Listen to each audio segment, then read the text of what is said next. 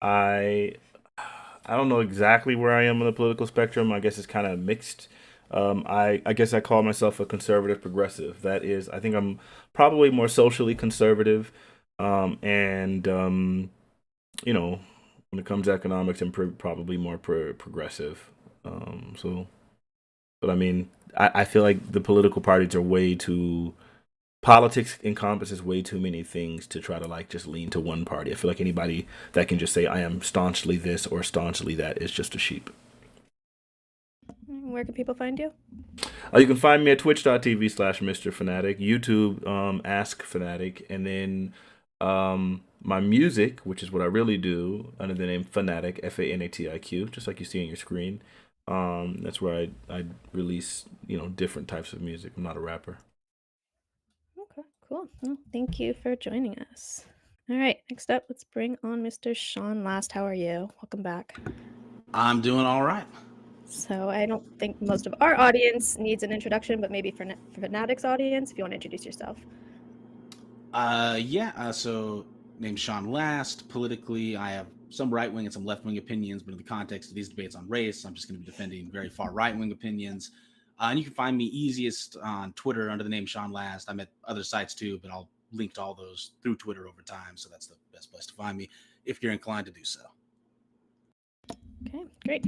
All right, so since this is your first debate with us, what we do here is we'll have each person can give an opening statement, can be as little as 1 minute, no longer than 5, about the topic and your stance. After that, we open up the floor. The debates are usually about an hour, then we'll go into Q&A. So for those watching, if you have questions, you can either tag Politically Provoked, or you can send a super chat at powerchat.live/politicallyprovoked, and we will read those at the end. After Q&A is when we will do closing statements and final thoughts. So, Fanatic, why don't you give us your position on this, since this is your sort of topic? Um, sure. I mean, I guess in a nutshell, it's really simple. I think systemic oppression is real. I think it always has been real. I think getting away from the overt forms of systemic oppression to the more covert forms of systemic oppression, I think we can kind of see what's leading to certain outcomes that we're seeing within the African American community, the Latin American community, and so on and so forth. I think uh, it's really ridiculous. I think to say like I guess the idea that the 1968 Civil Rights Act ended all systemic oppression when we recognize that like goodness across there's been so many more like things that the government has continued to do, such as the 1986 Sentencing Reform Act, which was specifically to address another way the system was absolutely oppressing black people. They literally said it. I think reparations are probably a good idea. I think to offset some of the harms caused by the systems that have been used to oppress black people. I guess those are typically the people that I focus on because I'm black. But I think, yeah, overall, like, yeah, it obviously exists. I don't know how anyone could ever argue otherwise. Okay. All right, Sean. So I agree that a degree of racial oppression exists in society, but I would tend to characterize that as oppression of white people rather than black people. So pretty much the exact opposite view. Broadly speaking, I think that the left in America has been captured by a kind of anti-white ideology. This has negative effects for these leftists themselves because thinking that your group is the cause of other people's harms negatively relates to mental health. At the same time, for more moderate white people, it has a negative effect in terms of a lack of ethnic identity, and that also having negative impacts on mental health. And it's led to the perpetuation of a series of mythologies concerning the causes of inequality in society. When you compare, if we look at studies that control for a sufficient number of variables so as to fairly compare black and white people, what you ended up finding is that there's a pro-black bias in society with respect to things like income or educational attainment or the likelihood of being sentenced to death in the courts, etc. And so yeah, that probably, I mean, I'll stop there because I think at this point we can see that we are diametrically opposed on this issue. So Finally. positions are clear. All right, so we can open up the floor then. All right, so I guess we'll just start with the basics. Do you don't believe that there's any systemic oppression that exists nowadays? Well, like I said, I think I'm that sorry, I'm sorry. For black people specifically? so I think that in general, black people are treated fairly by society. The reason why I want to answer it that way is because some people will define depression in terms of a disparate impact, And it is, of course, true that there are ways in which, for instance, the law on murder disparately impacts black people, but I don't think that's an unfair kind of disparate impact. I think that by and large, black people are treated fairly, uh, or better than fairly, whereas white people, in the various ways that I indicated, are not. Okay, so let's start with definition then, because you're going into something different.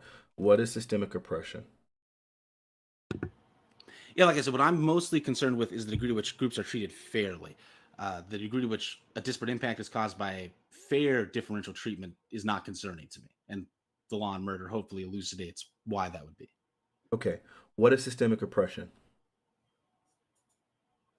Like I said, the way that I'm defining it, the way that I tend to use the word, is an unfair treatment of a group because of their members of that group. So, so then a random person on the streets that decides to call me the N word, that's a systemic oppression? Well, that's a kind of racism. Normally, obviously, when we're talking about systemic Right, that's why oppression, I we're wasn't talking asking about you. I was asking a you, what's the systemic. definition of systemic oppression? What is that? Yeah, so it's a kind of racism that takes place on an institutional level, is how we normally talk about it. Okay, it's incredibly broad. Do you feel like you could elucidate on that a little bit better? Yeah, so it's the kind of institutions that I was referencing before. So when I say something like that, if you properly control for things, there's a pro-black bias in educational attainment or income or the likelihood of receiving the death penalty. What I'm referring to is that these systems, when you actually have black and white people that are fundamentally the same, treat the black people better. And so Okay. that's an example of what I mean by systemic I'm not oppression. asking you whether or not you think it's an effect. I'm just trying to get a working definition so that we can move forward in the conversation because I don't want us to be Yes, arguing I've given something you both a totally different. definition You and have not given a examples. good definition, at least, but at least it didn't appear so to me. But here, I'll try a definition. You tell me if this works for you, okay? Because I've tried to give you the opportunity multiple times now. I would say systemic oppression is a system that by covert or overt means is designed in such a way that it'll definitely have, or that it'll likely have, disparate outcomes for different people, for different groups. So you can have a system that is designed that'll have disparate outcomes on homosexuals. Say, for instance, you say, we're not allowing homosexuals to get married, yet we're going to provide tax relief or tax brackets for married people. Then that would be systemic oppression towards homosexuals. Do you agree with that thus far? So you defined it as from what I heard, you just defined it in terms of disparate impact, and I already explained why I don't agree with that. So I'm sorry. So in the example that I gave you, if they were to say, Well, I was referring to the definition. So can you repeat the actual definition you just said? sure, a system that is designed through that will be covertly or overtly causing disparate outcomes for individual groups. Right? Right. So that seemingly the law on murder would then be an example of systemic oppression, and I think No, that's silly. no, it wouldn't, because this isn't designed to cause disparate and what disparate. Uh, the law of the law against murder is designed with neutrality in mind, and it wouldn't be the law on murder that's disparately racist towards black people. It would be probably some of the other economic factors that are causing them to have it. But since we're struggling, I'm going to go ahead and just do what I do and hit the Merriam-Webster, and see if we can go ahead and get that definition from there, and let's work through that. Okay, I think that would probably work better because So I think that my my assumption is that we're going to have a lot of just factual disagreements about the reality of the world around us. That it would be more productive to focus on that than a kind of semantic debate. it's not about a semantic debate. It's just that if we're going to have a conversation about systemic oppression and you can't define it or refuse to adhere to my definition, then we're going to be talking past each other almost the entire time, and I refuse to do that. Does that make sense? It could make sense, but like I said, I don't think that's actually going to be true. Wait. Well, if we're already not agreeing on the definition, then it already is true. We're not going to be talking about the same thing, right? Like I said, I think that we're going to have factual disagreements, and the factual disagreements are not going to be contingent on how we define systemic oppression. Well, before we could even try to figure out which facts we disagree on, we'd probably need those facts to be flowing downstream from a definition that we're trying to prove exists or not. right? Because otherwise, if we can just argue about facts and figures and statistics, but that doesn't mean anything if we don't at least understand what the base word means that we're trying to argue about. If the topic is supposed to be about systemic oppression, but you think systemic oppression just means pop, soda pop, how the freak are we having a conversation at this point, right? I don't. What facts can I give you to like address what you're talking about? We need to at least have a basic consensus of what exactly we're talking about if this is going to be what the topic If is, our right? definitions were as different as your definition and the word soda pop, I would agree. But That's because our obviously an definitions, extreme, but yeah, I know. But so what I'm saying is that I am pretty sure that we're going to end up having disagreements about, for instance, the causes of racial differences in something like sentencing or income, and that the factual causes of those differences, which we can discuss, are not going to depend upon how we define systemic oppression. And I think it's unlikely that we're going to end up having a consensus on how to oh, define that good. term. So you're right. We won't. It won't. It probably won't happen here. So I'll just read this definition. You tell me if you agree with it. Right? Um, it is systemic oppression is oppression of a racial group through a system to the social, economic, and political advantage of another.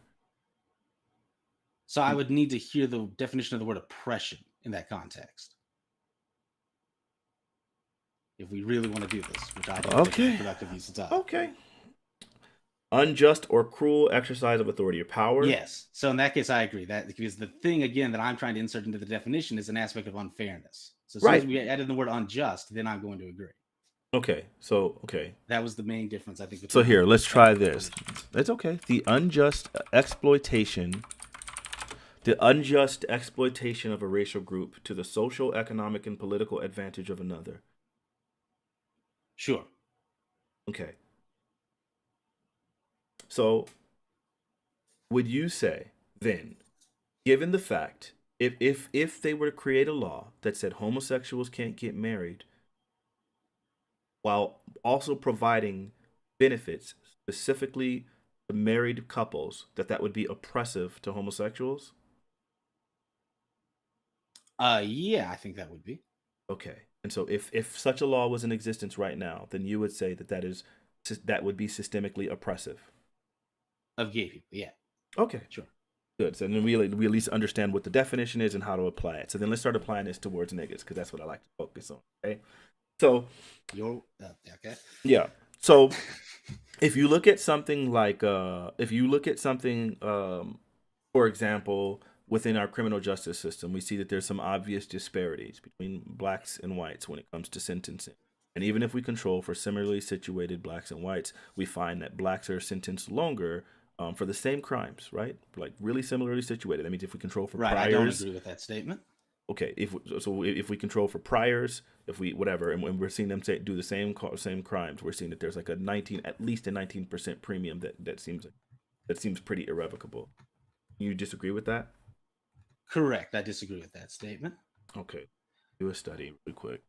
And there are many reasons why I think a good place to start, because it's important to say that on sentencing, there have been a lot of studies done. And because there have been a lot of studies done, you can find a study supporting different points of view. Nope. The place I normally like to start with this, and I'll link this in the private chat for StreamYard, is this meta analysis, which is a combination of many studies. It's a combination of 44 studies.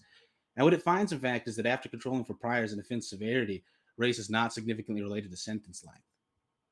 Okay. I don't know what your meta study is, but all I can give you is an individual study, and I say that Well, I individual linked study. it in the Sure. private chat. I hear your meta study, but I'm going to point you out to an individual study that absolutely controls for it and finds it.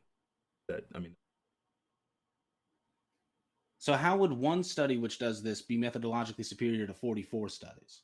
Well, because I think if you start looking at 44 studies and you're just looking at a broad topic, right, then I don't know what the specific things that they're controlling for or whatever are, right? So then it's like for me, when I'm looking at a study, I want to know, okay, did they control for priors? Did they control for like where the crime was committed? Did they control for like I want to know what the controls are. When you're looking at a meta study, it's more taking like a distant look at a bunch of studies and trying to come to conclusions while not actually scrutinizing each individual study. And I think meta studies are good just in general to get general ideas of what the consensus is for something, but I don't think meta studies are good if you're trying to make an individual occurrence of So, something. like I said, what this meta-analysis is specifically doing is combining 44 studies that controlled for criminal record and offense severity. Those are the two major controls that it is meta-analyzing the effect of. You didn't. I feel like you didn't contend with what I just said at all. Feel like you did. Yeah, because you said you didn't know what they were controlling for, and so therefore I told you what they were controlling for. Okay, but do you think that those are the only two factors that need to be controlled for? No, we can control. And Well, I think and that they're and the only two and factors that need to be controlled for in order to reduce the racial gap to statistical insignificance. We can add even more controls if you want and talk about other research. But even just adding these two is sufficient to reduce the gap so that it is no longer significant. let me find this really quick. If you want, we can talk about. I mean, the variable that I think a lot of these studies leave out that they don't control for uh, is intelligence level. Now, you might think that intelligence level should not be predictive of how long someone is sentenced.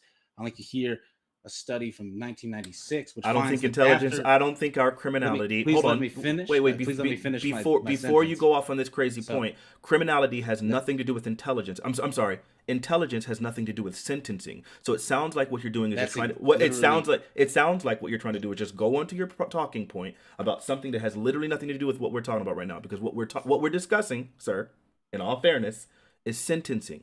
And since yeah, intelligence had since unless you can show me any study of any kind that ever reflects in any way where intelligence is taken into consideration for general sentencing aside from the extremes, aka mental retardation, that's literally the only extreme that's really being considered there. Unless you can show me, like, aside from that, intelligence is not a reflector or have an impact on sentencing. So it seems like this is a complete non sequitur. Am I right or am I so right? no, I mean, you're wrong. Well, you interrupted me, right? I was literally saying, so you interrupted me after I said the clause, you might not think intelligence should be related to sentencing, but, and then you interrupted me. So let me finish the sentence.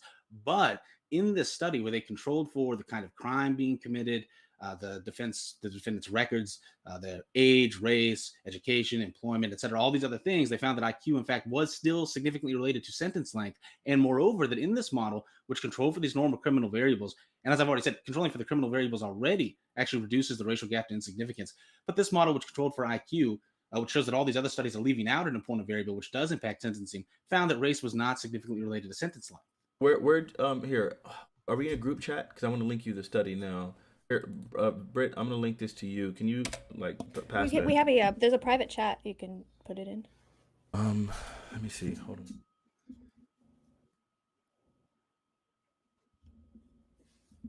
I mean I can do it if you want to link it to me. It's fine too. I'll do it. Give me. Okay. Might not let. Gotta disrupt the stream for a little bit. Um, visually it just creates a problem, but it's fine. Okay. So there's a study that I'm talking about where clearly what they did was they found that there was You just linked to the stream. oh I think you freak said my you said the bad my wrong bad I URL. did the wrong thing copy link um yeah, here's a study that very clearly links to the fact that even when controlling for like similarly situated people for with the exact same or with the same criminal history, that they're finding that prosecutorial discretion results in prosecutors making the decision to charge people with crimes that carry mandatory minimum sentences, even when similarly situated, specifically against black people. And so then as a result of this, then there's this crazy sentencing disparity. Um, Right. And so my response has been twofold. So it's in the first place that I'm contending that that study is not representative of the literature, that if you look at the totality of the I'm studies not which talking about the control literature. I'm for talking these about an individual study. if you Wait, look at one the second. totality of the studies which control for the variables of offense severity and criminal history, that on net they do not find a sentencing gap against black people, and that moreover controlling for these kind of legal variables isn't sufficient in the first place because it leaves out psychological variables which have been shown to impact sentencing, such as IQ, and that in that literature it also does not find an anti-black bias. Okay, so literally both of the things you said are untrue. It's not like the jury has the access to the IQ of the individuals, or the judge or the prosecutor have access to the IQ of the individuals when they're making these decisions about sentencing. So the fact that we're trying to pretend that IQ has an impact on the sentencing, I think what you're trying to say is some indirect correlative factor where it's like, oh, people with lower IQs are more likely to commit crimes. And if that's what we're getting at, that's not a direct impact on the sentencing. It's more of an indirect thing, right? And so what I'm talking about is directly tied to the sentencing. Like, we're not trying to get one stage removed here. Directly tied to the sentencing, race seems to be a highly correlative factor in which prosecutors are choosing to give people harsher sentences. Furthermore, I don't know what I'm not talking about a literary analysis, right? I'm not talking about that. What I'm talking about is an individual study that went very in depth and was able to prove this thing right here. So this is a study. It clearly details it. It controls for the various variables. So I don't know what else to say there. If you're saying you're So choosing to, let's. I feel like if you're saying that you're choosing to dismiss this study just because you feel like a meta analysis of some kind has said something different, I don't know how we even continue that conversation. right. So okay. So this is be good. So in the first place, yeah, I am saying, and we can just agree to disagree on this. I guess I am saying that I am dismissing the one study because I feel that the meta-analysis shows that it is not representative of what actually happens when you control for those things. You say that you prefer the one study to a meta-analysis, and we can just say because I don't think we're going to resolve that disagreement. Now, with respect to the IQ thing, I think maybe we can resolve this though. That in this, it's the second link I sent. It starts with Sci-Hub. If you want to look at it, if you look at table 4, we're looking at regression coefficients for predictor variables of sentence length. This has nothing to do with the probability of committing a crime in the first place. This is specifically of sentence length. And what you can see is that defendant IQ is significantly related to sentence length after controlling for a long list of other confounding variables. So, and how that might impact, we don't exactly know. It could have to do with the details of how the crime was committed. It could have to do with how they present themselves in court. For various reasons, there hasn't been a lot of research into how it is that IQ impacts sentence length, but it is a fact derived from studies specifically on the determinants of sentence length that IQ does. And again, in this model, race is not predictive of sentence length.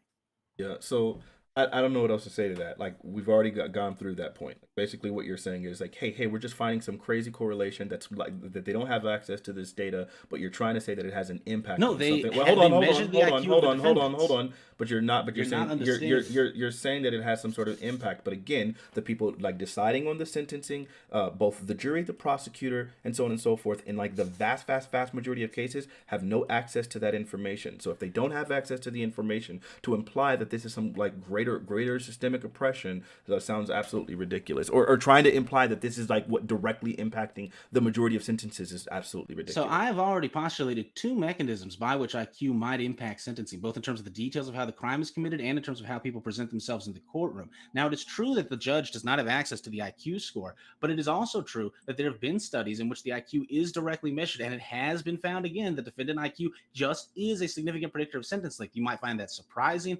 unintuitive, whatever. It's a fact about the world. Well, okay, but again, if that's not what we're discussing, just trying to point out, hey, here's a correlation, right? Without like trying to argue. I mean, just finding a correlation doesn't do anything for us. What I'm talking about is a system that is literally designed with the intentional impact of creating disparate sentences. And so I So, feel like insofar as that was the intention, I feel like pointing out just, hey, here's a disparity of something, I think is ridiculous. And just for the record, the reason why I don't think even IQ should even matter very much is because we've obviously seen historically how IQs have had cultural relativity in them to the degree such to the degree that African Americans were being disproportionately sentenced as disproportionately labeled as retarded based on these tests, which is why they were outlawed in the state of California because of all of the cultural relativity. So if that's the case, simply pointing out a correlation between an IQ and saying, hey, we're finding a correlation between low IQ and sentencing, when we obviously recognize that cultural relativity has caused a correlation between low IQ and black people, and we already know that racism is a factor, that it would be like the equivalent to someone trying to make the very spurious argument that, hey, there's a correlation between low IQ and slavery, when it's like, no, it's not necessarily that low IQ is causing slavery. It's that the race was causing slavery, and race also happens to be a factor that's associated with lower IQ scores because of cultural relativity and the different way and the different state of African Americans in the country. so a few things. One, it seems to me this is a very different argument than what you were just saying. Now, I want to be clear that it's not just that there's a correlation between defendant IQ and sentence length. It's that in the model that includes this, along with the normal legal variables, race then is not a significant predictor of sentence length. Now, you're contending that in California, IQ tests are banned. I'm pretty sure that's not true. I It's true. personally was given an IQ test in the public school Are you system in black? California. Are you black? No, are you saying they're banned specifically for black people? Yes, I don't believe that's true. it But even is. if it was true, it is well established that modern IQ tests are not culturally biased in the sense that they actively reflect the actual intelligence of black and white people alike in America. That's not true. And they are banned specifically for black people in this state. I live in California. Black man was an IQ test. Much. Yeah, that is the case. But in any case, there has been cultural relativity for those. But what they did find was that when they started using these non-culturally biased tests, I think it was one called a So dot matrix test. Within that test, and they were able to discover that all of these IQ disparities suddenly disappeared. But again, and none of this really matters at the end of the day, because once again, we're talking about something that's like just I mean, this we're does talking about matter. a very loose correlation that has nothing to do, because in the vast majority of cases in which they're sentencing, both the jury, the prosecutor, and the judge have no information on the IQ of these individuals. And so, since the cases in which the IQ information isn't available to any of the party that would be responsible for this sentencing, since that's the case in the vast majority of cases, I would probably say easily upwards of 95% of cases in our criminal justice system, when they're making these decisions, none of them have that information. So then to try to appeal to this and say that this has some sort of causal link is absolutely ridiculous, unless you're only talking about correlation. What I was talking about was a causal link, and that race was a causal link, and that people had negative intentions when it came to black people specifically, and that those sentences were impacted. So I've explained already 2 different times the mechanisms by which IQ might impact sentencing, and you've chosen to ignore that. And I guess I'm going to allow you to make that choice because I can't very well stop you. Now, in terms of the cultural bias of IQ, there are many lines of evidence which show that IQ tests are not racially biased. In the first place, because I know that people on the left on the internet like to appeal to authority a lot. The most recent survey done of IQ experts finds that the vast majority of them say that IQ tests are not racially biased, so that you're arguing for a fringe position. In the second place, IQ tests have similar predictive validity in terms of real world results for black and white people, suggesting that they measure the same levels of intelligence. In the third place, if you look at the rank order of item difficulty in IQ tests, what you find is that the rank order is the same. The reason why this is surprising on a bias hypothesis is that if a particular test item were highly biased, you would expect it to be, for instance, among one of the easiest questions for the white group and among one of the hardest for the black group. But in fact, the rank orders are the same across IQ tests. Now, the most formal way of testing IQ tests, and I can try to explain this if you want, but it is somewhat technical, is to compare the factor analytic structure of intelligence across groups on these tests and see if they meet a condition called measurement invariance in psychometrics, which establishes a lack of bias in the testing. And measurement invariance has been established for all the major IQ tests in the West in the American context, so that it is just not true. And I deeply don't care, even if some California court thought otherwise. I deeply don't care if that's the case. The empirical academic literature is very clear that in the American context, racial bias does not exist with respect to IQ tests. Yeah, I'm sorry. I literally, it feels like to me while you're doing this word salading, because we do know with Name certainty, one thing I just said that was not directly relevant to my point. No, no, no. Don't accuse me of doing a word salad. That is ridiculous. I was listing specific lines of evidence to substantiate a contradiction to a proposition you made. Name one thing I just said that was part of a word salad. we do know with certainty that we Exactly. do know with certainty that IQ have a correlation with cultural relativity, why they were banned, which is part of the reason why some of them were created. They were used in a very racist manner. If anybody knows the history of IQ, we understand their intent in the same way that we understood the literacy tests. I don't care if you can try to sit there and say, "Oh, no, no, no, all you got to do is control for it." No, no, no. We know what the intent was. We know what they were created for. We know there's a cultural bias. We know that IQ disparity disappears once you start using things like dot matrix IQ tests. So the fact that like this thing exists and we're trying to use this thing, which again is not related, seems like a completely moot point. If you have something final to say on that topic, you can. Again, Yeah, I don't think I that that's do. a thing that I So think I've already I'm explained this why is I worth it. disagree with you about the cultural bias, and so we can say that's just a disagreement, I guess. And I've explained why I disagree. Now, in terms of it was created with a racist intent, the modern IQ test, the first version of it, was invented, I think, in 1907, but definitely by Binet. It was invented in order to predict which French school children would not end up doing well in school. These were fairly racially homogeneous schools. The IQ tests were not invented in order to well, homogeneous or homogeneous, either way. They were not invented in order to demean black people or something like that. Okay, well, whatever. I'm not. Listen, my IQ, I'm pretty sure is you know what I'm saying, it's in a pretty safe zone. So I don't understand. Like we can just move past that point. I don't understand what the freak this has to do with anything. Because again, there's no like in the vast majority of sentencing, we obviously recognize that none of the parties are privy to the IQ, not even the defense. to the IQ of the individuals, or so it just doesn't make sense why we're considering this. But anyway, so Yeah, then but okay, so again, it they have sounds to like think so it about it in a sounds like specific so it way and sounds act a like we're certain way making two for it. different points now that we've already like reached an impasse on. So I don't even know how we continue a conversation here, because I think that was one of the cruxes of my argument. But I guess I have one other thing that we can go to, and then hopefully we can actually find some middle ground there. But if not, we tried. But whatever. So All right, let's try it. the third one is when it comes. Here, I'll link this study. Let me make sure I give that to everyone so that they have access to. It's pretty obvious there's a sentencing disparity. There was a sentencing disparity in 1986 when it came. This is why we ended up having the Sentencing Reform Act. In 1986, it came out with the Sentencing Reform Act specifically with the intention of addressing the fact that there was crazy disparities, and all of the disparities were due to judicial discretion. A judge could decide to charge a person as much as 30 years for a crime and as little as 6 months for a crime. The Congress got together So, and created a sentencing reform act specifically with the idea of addressing the fact that, hey, with judicial discretion, we're getting these crazy outcomes. So then they ended up coming with mandatory minimum sentences, which took away a lot of the discretion from the judge, because now that you have a mandatory minimum sentence, then that means that now, if you're charged with a specific crime, there's a lot of background noise happening on your mic, by the way. There's if you're charged with a specific crime, then in that case, a judge can't choose to sentence you too much, to be too lenient, and so then they thought that that would somewhat alleviate the crimes. But then what that did was shifted all the discretion to prosecutors, because then at that point, prosecutors can then decide, well, I just won't charge you with the mandatory minimum. Instead of it being something that carries its federal minimum, we'll just say it's just armed burglary, right? But then you can charge that in such a way that it carries a minimum sentence with.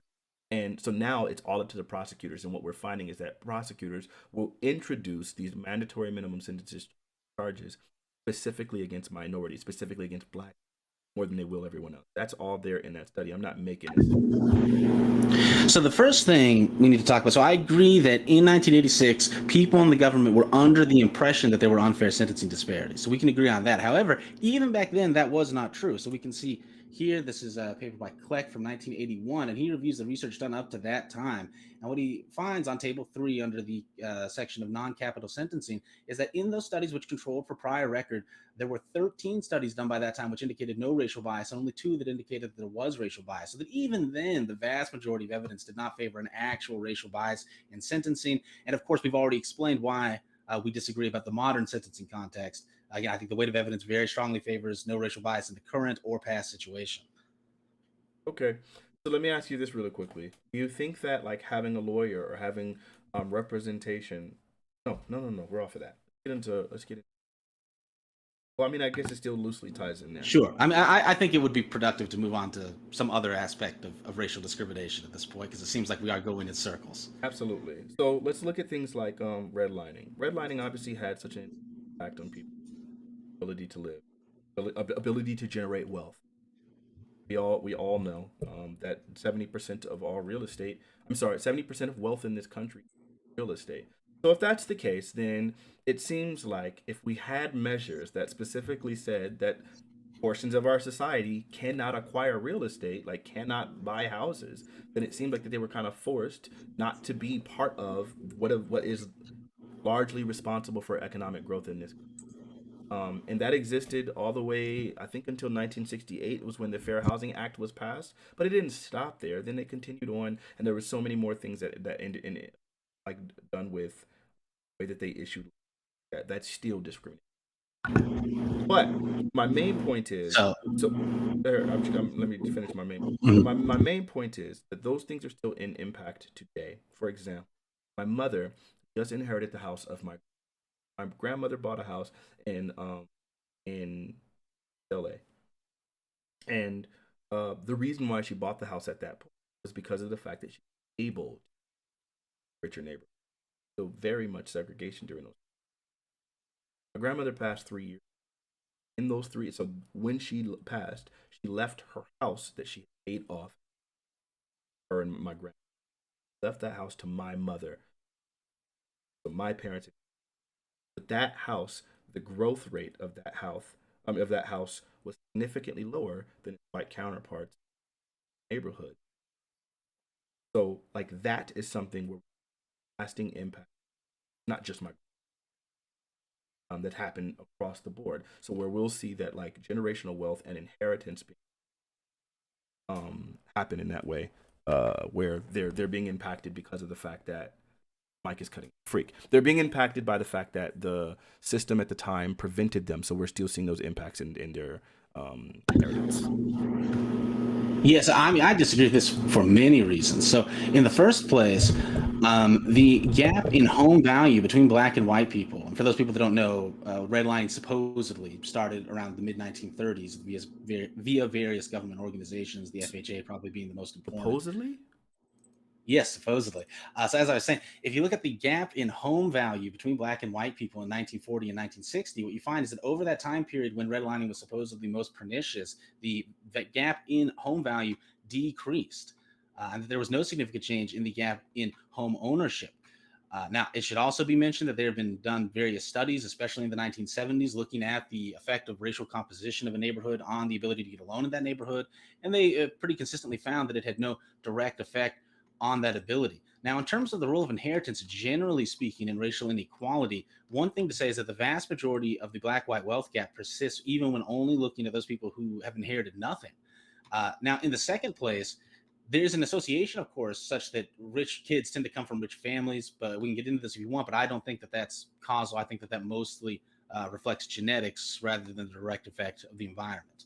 So there's a lot of disagreement here too. So Evidently. okay, so this is where I guess I went way too long. So we'll start at the very beginning. When you say supposedly, like do you not think that redlining existed?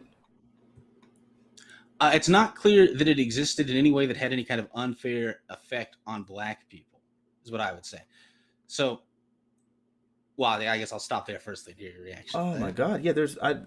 So this is one of those things where it's like, if we're gonna disagree on like the basic facts, I don't even know how we have a lengthy conversation. Like did the Well, fair? let's Oh wait, see. hold on. Let me ask you these questions. Did the Fair Housing Act draw specific districts in which they would be like insuring loans and specifically black neighborhoods? I'm sorry.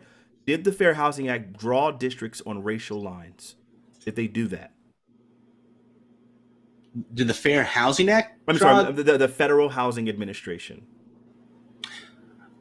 Well, they didn't draw the maps. No, normally the maps we're talking about were created by the Homeowners Loan Corporation. There's an accusation that the FHA Yeah. then used those maps, but they did not make the maps.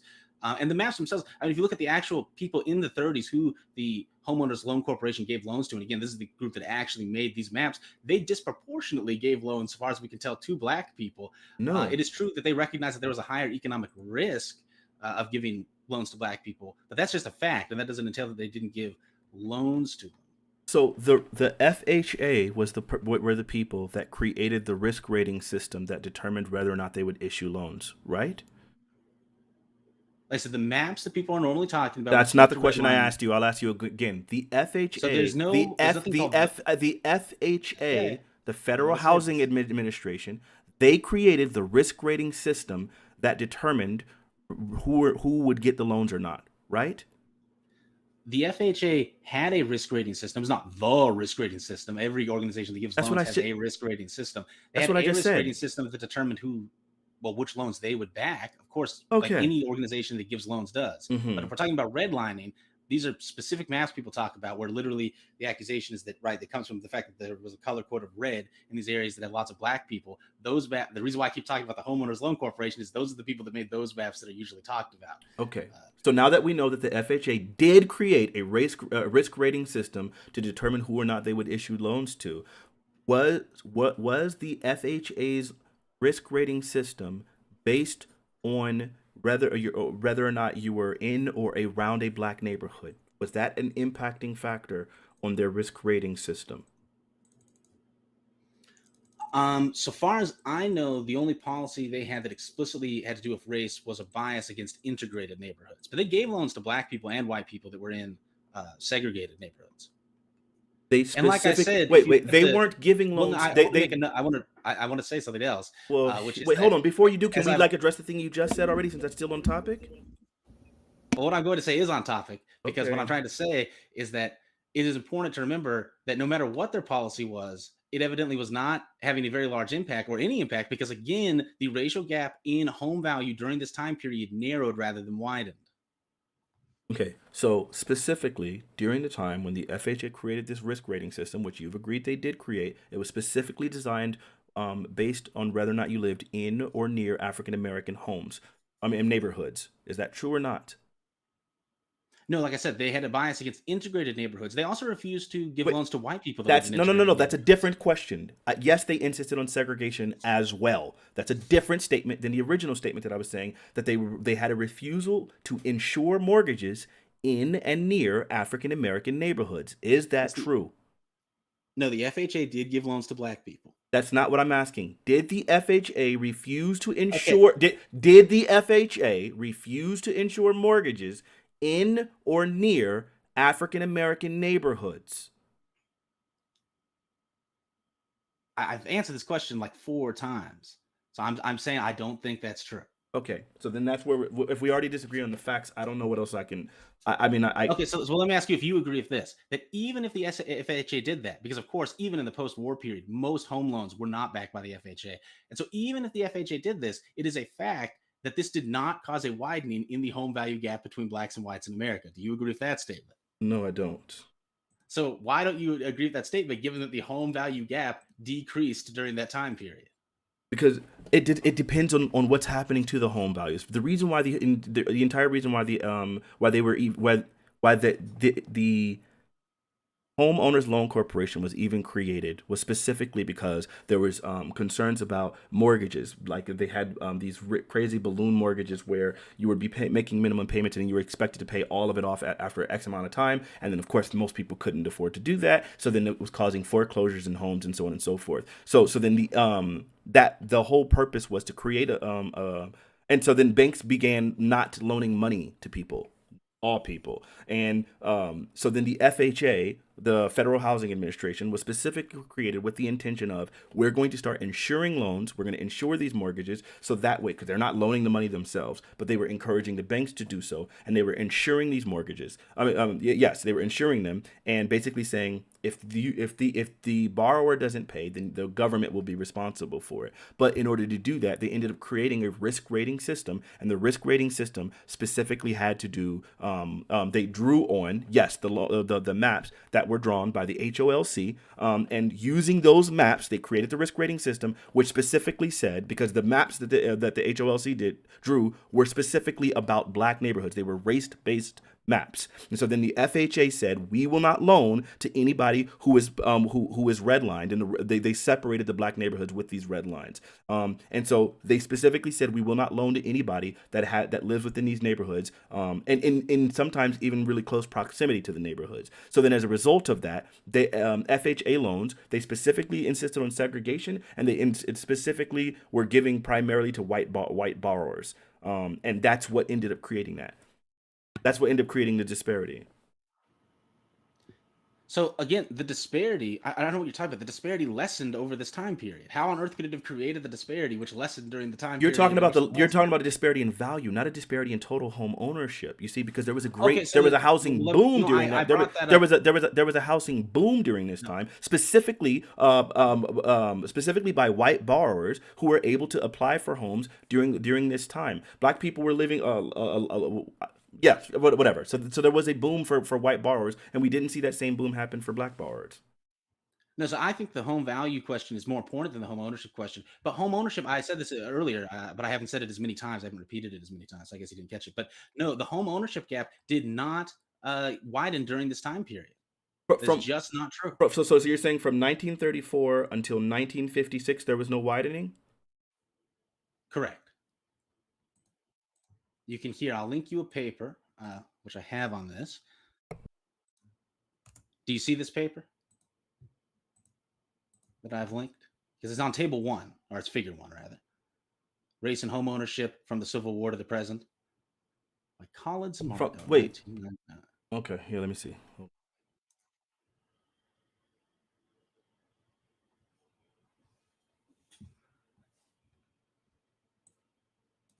If you go to figure one, you can see there was a narrowing in the gap in the 19th century for various reasons, but in the mid 20th century, there was not a widening Let me of let the me read gap. this portion really quick.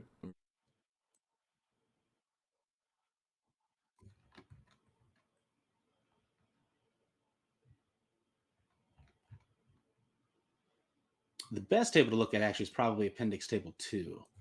I mean, either one will do for this point, but the best one is probably Appendix Table 2 because it gives it shows the numbers in a more clear way. Oh, sure. So all this is basically just saying, okay, so I'm just going to read this out loud. Over the entire period, African American households in the sample increased their homeowner. But again, this is just going from 1870 to 2007. Freak. Yeah, so it has the entire period that we're talking about. No, it in the doesn't. data set. Wait, 2007? What are you talking about? Like the Fair Housing Act ended in 1968. That's like a total of what's the math there? Like 39 years afterwards? What are we talking about? No. I thought we were talking about. It has by decade the rate of home ownership by Black and white people from 1870 to 2007. Okay. It has a by decade for each decade. Let me see. If you go to Appendix Table 2, you can do the F3 search to get right to it. We can see what I'm talking about. Right. So wait. Are you there at Appendix Table 2? Well, I'm looking at this, the first on page 3, the thing that you were talking about, right?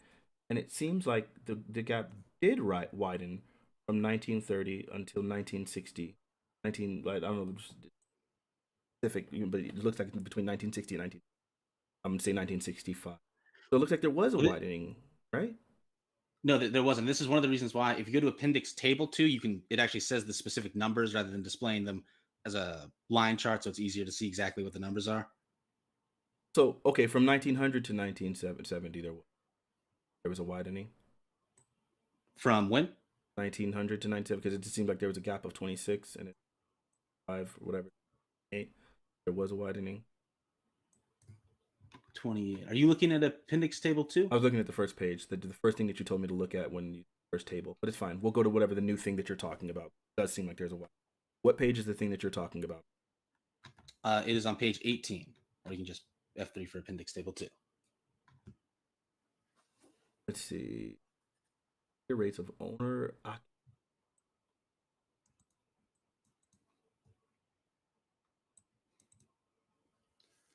I wish we should have just given each other these studies first so we could actually look at these things before we have this conversation. At it on the spot. I don't know the content of reading, but we'll try it anyway.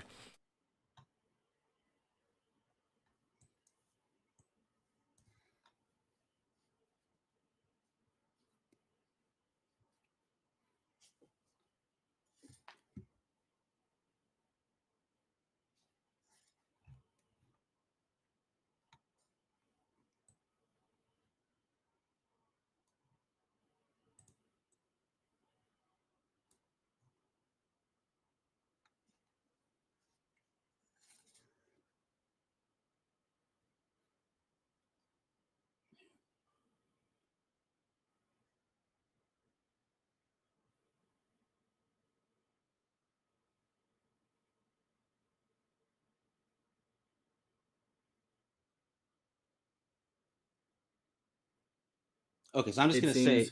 But if we just look again, if we look at the racial gap in 1930, it seems like it was 24.1. Go to 1968. Even in this thing that you're talking about. So then the numbers that I was talking about earlier were the same. They were accurate. So it does seem like there was a widening. Dear Lord. So again, if you go to Appendix Table 2, the racial gap, because people can't see this, in 1930 was 25 points. Then in 1940, it was 22 points. Wait, in 1950, no, in 1930 it says 24.1, right? Am I looking at the wrong thing? Yes, you're not looking at Appendix Table 2. I'm looking at Appendix Table 1. Okay, why are we looking at Appendix Table 2 as opposed to Appendix Table? What's the difference? I don't think that it increasingly over time gives a very accurate picture of the Black household ownership rate because it's restricted. Appendix Table 1 is restricted to male household heads, and especially among African Americans, that can distort the picture because of the rate of single parenthood. So the Appendix Table 2 is the same statistics for all households. The rate of single parenthood for African Americans was actually lower than that of whites until the late 60s. The rate of out of wedlock birth rates was certainly higher. No, but even if that was true, the marriage rate for African Americans. Either way, as long as there's a difference, right? But so if that was your case, that was what you were saying about. What you just said was just not true. You know that's not true, right? Okay, just to be clear, because you're saying stuff and what you're saying is wrong. So you do know that the marriage rate for African Americans was actually higher than that of whites, like until the late. You also know So that like single parent households were lower for black Americans, right? So it is both true that the marriage rate was higher and the out of wedlock birth rate was higher. These are both true statements, as a matter of fact. But like I said, it doesn't matter because as long as there's any racial difference, it would be distortionary to look at the rate, which is only counting male household heads. The only difference is I'm just looking at the table, which includes all households, and you've not introduced any principled objection to this. And as I said, the numbers go from 25 to 22 to 24 to 26. There's no significant change going on. And even in the case, even if we want to look at Appendix Table 1, and I've already Wait. explained the reasons for which I don't Even think. there, in the numbers you're talking about on table 2, there's still a widening of the gap, albeit very small. It goes from 25.4 in 1930 to 26.2 in 1960. So even still, in every table you're presenting, this is your study, by the way. In all of them, it's doing the same thing. It's widening. What are you saying? So the period, so there are two things to say. So in the first place, the period, and you can see this, and I think you're being very misleading because you're looking at these numbers, not telling people this, that the widening you're talking about specifically had occurred from 1950 to 1960. Now, redlining started in the mid 1930s, and what we see is that from the 30s to the 50s, there was a narrowing of this gap, very slight narrowing, right? Do you see that? Yeah, that narrowing. Okay, That so you were narrowing being happens because very we're in the middle of misleading it. just No, no, then no, no. by trying to change I'm the not being range. misleading. What I said from the beginning before we even came up with these studies, as I was talking about from the 1930s into the 1960s. I literally said that before you even presented the study to me. So I'm not Yes, doing but that. redlining, But also, you're not thinking hard enough about this. I Redlining started in the 1930s, and therefore that's when the effects should start. I was talking about the fact that it wasn't just redlining. That the other thing that involved that was like really problematic for the housing was the freaking the GI Bill, which What?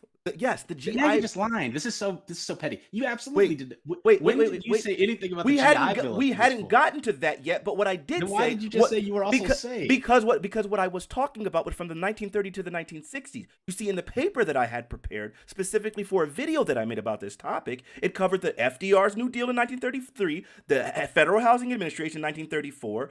After World War II, the GI Bill from 1945. In 1956, Congress passing a National Interstate and Defense Highway for funding highways and promoting suburban development. All of these things concomitantly are what led to this disparity, right? So that's why I said from the very beginning, from much earlier in the conversation, 1930 to 1960, because all of these things worked together. That's why So we we would be have to, looking at that. we have to length talk of about time. one thing at a time. So again, I'm talking about redlining, and in case I don't want to give people a misleading picture, so I'm going to read a slightly even longer range of the data. That the gap goes from 25 points between whites and blacks in home ownership, 25 points in 1930 to 22.6 in 1940 to 24.4 in 1950 to 26.2 in 1960 to 23.8 in 1970. And then, in fact, if you go up to 2007, it's widened a little bit back to 25.7.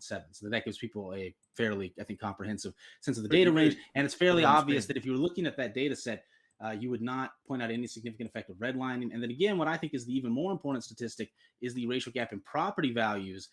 And that gap did significantly narrow between 1940 and 1960.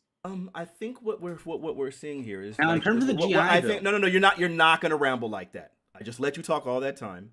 Now, I think I think what's important to note here that specifically, yes, that the redlining and the FHA backed loans, those things started around 1930, rolled out over a little, but then shortly after that, we ended up getting into and obviously or disproportionately impacted white home, right? And so then it makes sense to me. Yeah, we would probably see like some sort of decline in maybe the gap during that because there was a lot of people lost during. So then, yeah, you can see that impact. But what you also continue is then, as soon as that war, like as soon as the war is over, now we have the GI Bill. Attention is to help with home ownership, and then immediately following that, I'm sorry, that was one of the causes, specifically regarding education. The other part was home, and we're seeing that there was a complete like that thing was racistly applied, such that they weren't giving the GI Bill to African Americans. So as a result of that, like black people were left out of the homeowner buying experience. yeah. So in terms of the impact of the war on white home ownership, what we see is just the absolute rate of white home ownership in 1940, directly prior to the war, was 45.6. And in 1950, right after the war, it was 58.7. So that did not happen. Wait, at when least wait not wait in wait a wait lasting way. when did the war end? The GI Bill was if the GI Bill was in 1945 after the war, and that's where they started giving out all these loans. Yes, in The GI the 1950 GI was the GI after Bill the GI Bill the 1945. GI Bill the GI Bill was responsible for 20% of all new homes built like from 1945 what was it from 1945 1946? Let me check my paper really quick. Um let me see. Almost 4.3 million home loans worth $33 billion have been granted to veterans who are responsible for buying 20%, 20%, one fifth of all new homes built after the war. What? And that was largely denied to more than 1 million black veterans. So, like, if we're going to try to sit here and say, oh, yeah, well, look at 1950, that's 5 years after the GI Bill. So we see, obviously, this GI Bill was crazily impactful if it's literally 20%, right? So your claim is that the GI Bill was highly impactful of home ownership rates in 1950, In 1945, in the years leading up to 1950. but by 1950, you think it was highly impactful. Sure. Okay, but then the black-white gap in home ownership was lesser in 1950 than it was in 1930 before redlining and the GI Bill. Sure, I don't know everything that had to do with it, but I just know specifically the GI Okay, Bill. so Well, hold on, but I specifically do know that the GI Bill was literally responsible for 20% of the home ownership. I mean, of the home of the new homes bought, and black people were left out of that process. Is that true or not?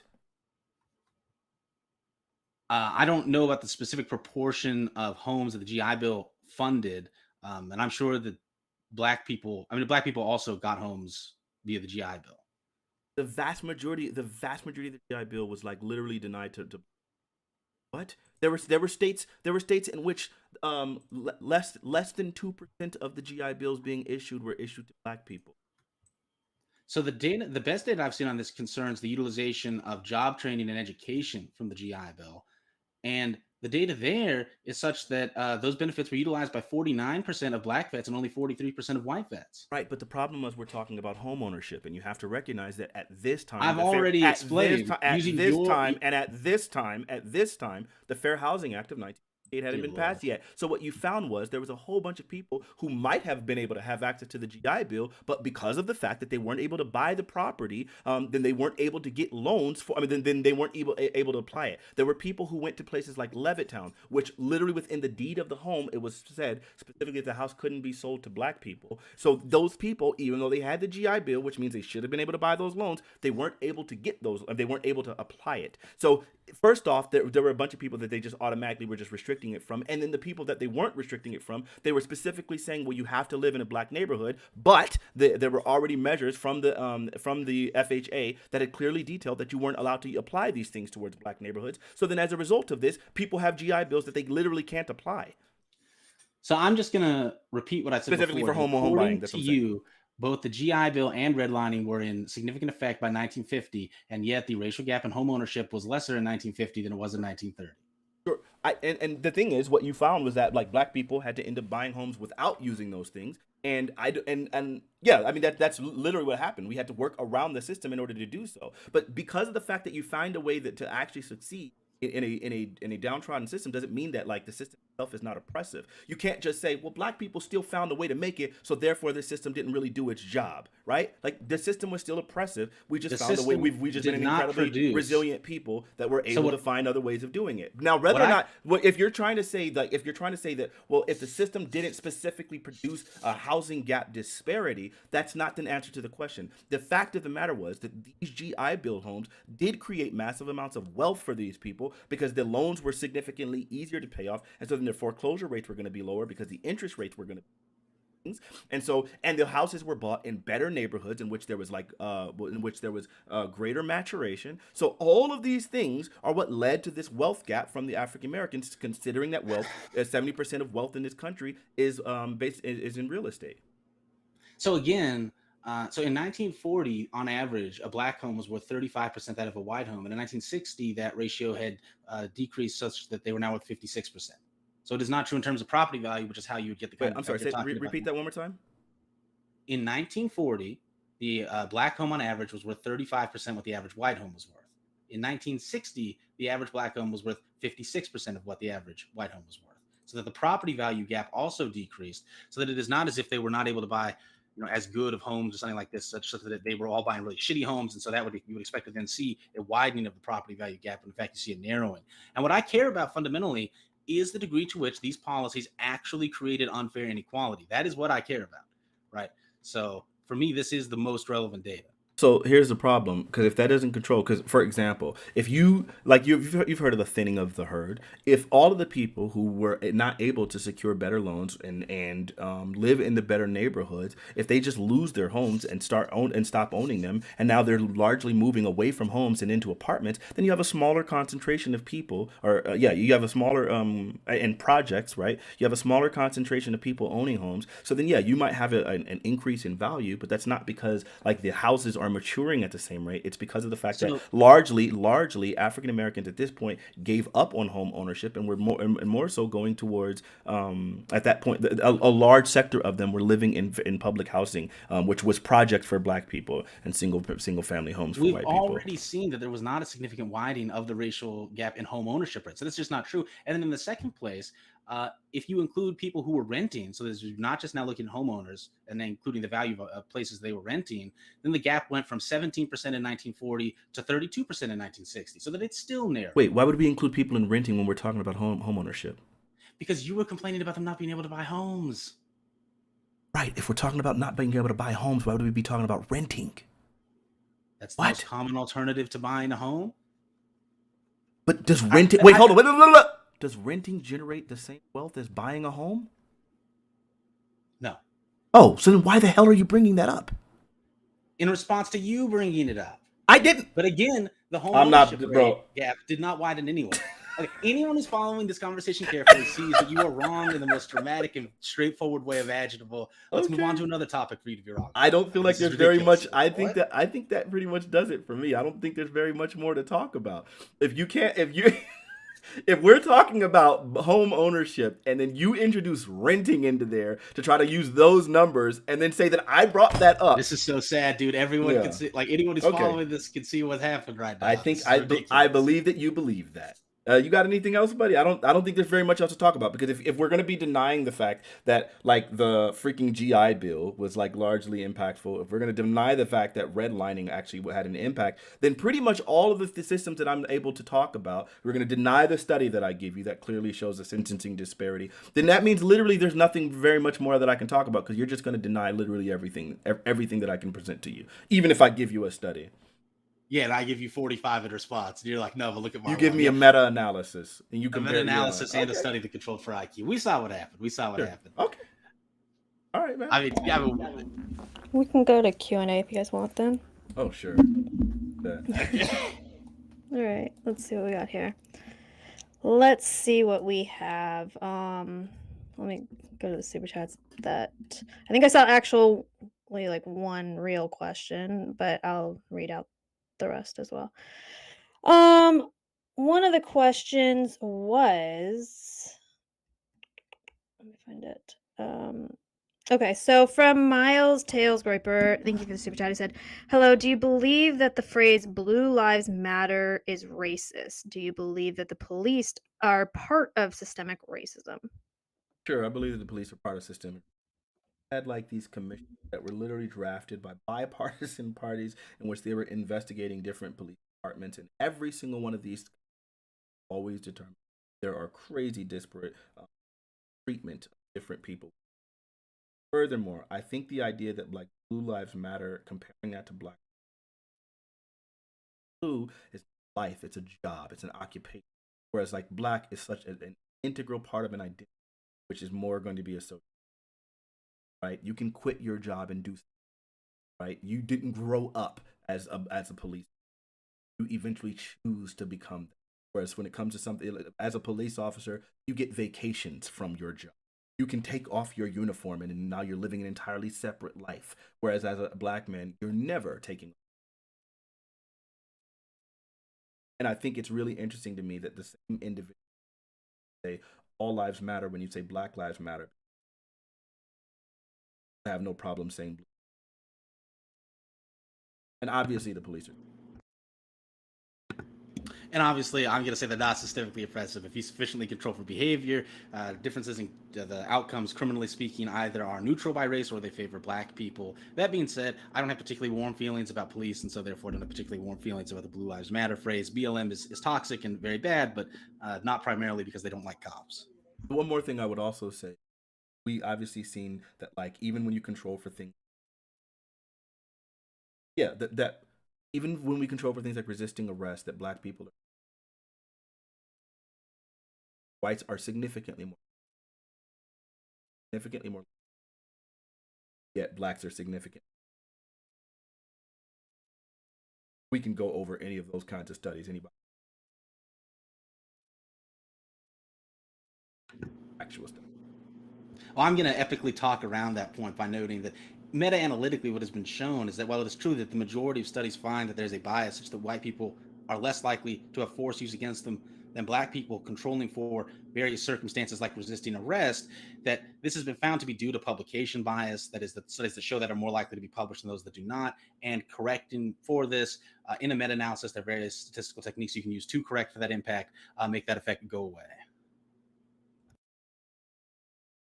Okay. All right, so let me just read. Well, let's see if I can just play this and tell me if you guys can hear this. Okay. So, here's one.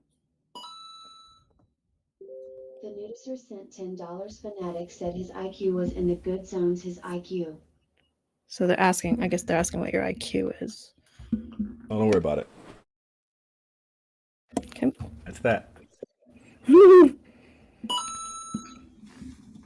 General Zoomer sent $3. Have you considered that blacks can just stop committing crimes? Wow. So I think, yeah, I think a lot of times what ends up leading towards criminality, there's obviously a correlation between like what's it called? Between like poverty and crime rate, right? Like black people are so insanely disproportionately criminal. In poverty, which makes them significantly more likely to be criminal. And I think if we probably were to address a lot of those things, we would see that. Furthermore, I would say that a lot of things kind of like really mislabel us as being significantly more criminal. For instance, even though black people and white people smoke marijuana at roughly the same rates, black people make up like something like 70 to 80% of freaking marijuana like charges. Same thing when it came to like crack cocaine. Even though like black people, blacks, whites, Hispanics all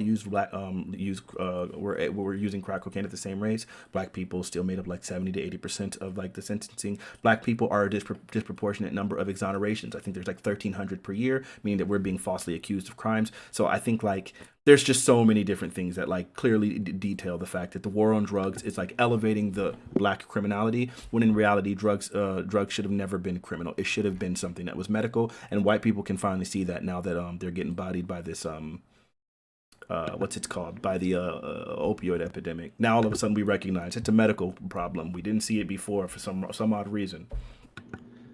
I mean, so in the first place, and I've talked about this previously in debates on this channel, so I won't belabor this point too much, but poverty doesn't seem to have a causal relationship with crime. You look at siblings that grow up in the same family of different incomes at the time. The one that grew up in a more poor situation don't end up being any more criminal. Recessions don't have any systematic effect on the crime level in the U.S. Black people probably do not use drugs at the same rate that white people do. They lie more when you give them surveys about drug use, and they use drugs in more dangerous ways, buying from strangers, buying outside, this sort of thing. And arrest rates for black people correspond to the rate at which they are reported to the police for crimes. They also correspond fairly well to victimization surveys. They don't seem to be systemically biased either. So unsurprisingly, we totally disagree rather, on all these things also. Yeah, so he's talking about causal relations, but no one would ever say that any sort of level of poverty causes a crime.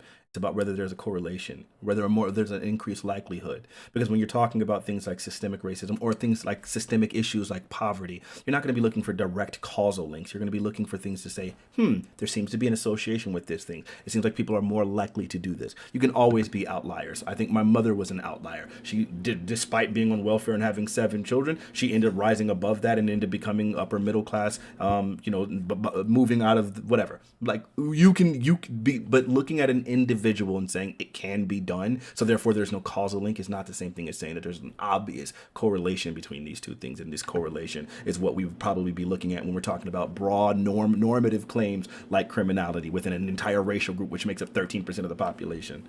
So by the word cause, I didn't mean it has no exceptions. I did mean that it doesn't cause even an increase in the probability of being a criminal. Oh, so you didn't hear what I said. That's cool. We can move on to the next one. Everyone else did. Comprehension matters. Are you mixed at all?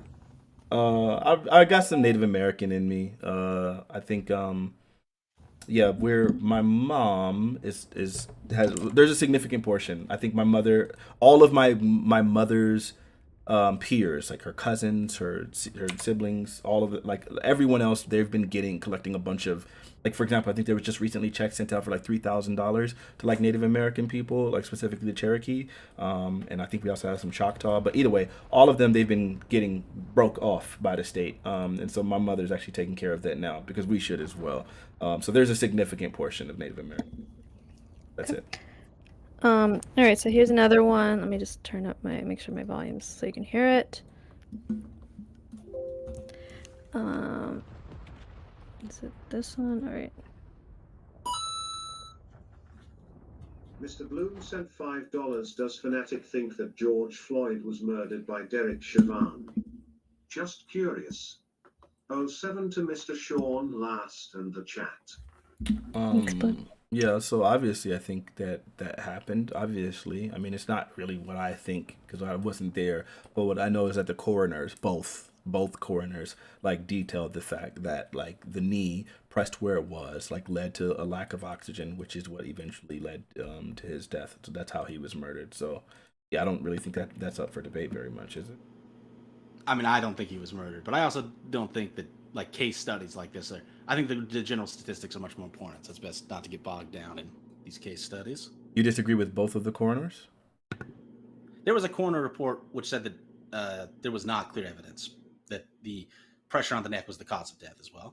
There were different coroner reports saying different things, and the video evidence I think is pretty straightforwardly not indicative of that conclusion. But like I said, I also don't think this is terribly important in the broad range of things. Well, I'm glad both of the coroners agree with us, and I'm glad the criminal justice system saw that he was a murderer and that nigga's in behind jail. We got one. Okay. All right, and so I can read that after when you're gone. Let's see here. Niatron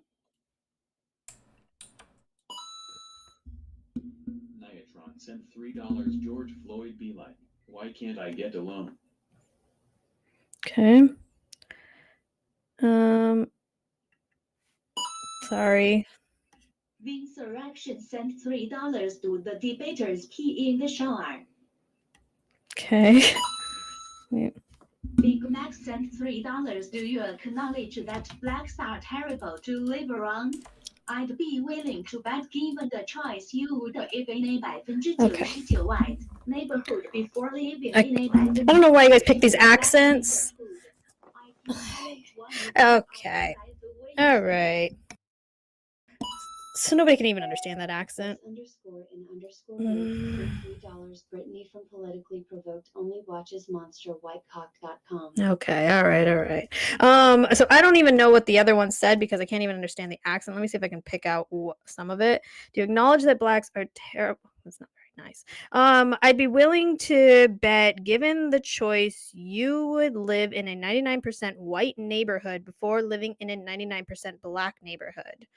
I could tell which one you grew up in by the way you speak. I don't know if you want to address that. I don't hear you. I don't know if you're muted.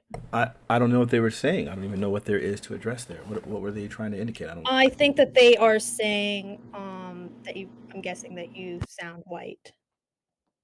Okay. Did you grow up in a white neighborhood? Yeah, I did.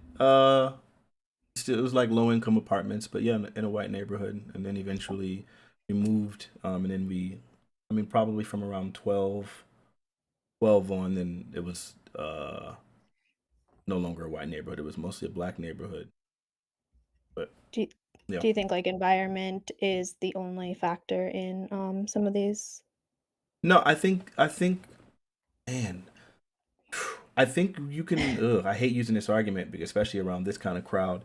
But I think personal Sorry. responsibility is like a huge deal. And I think one of the things that my mother, like, had being the Christian that she was and having the values that she did, she very much like instilled specific types of values, like to ensure that like we wouldn't get kind of mixed up with some of the people that they did. And despite all that, some of us did. But the main point is that like I think my mom was just very strict. Like we didn't have a television in the home.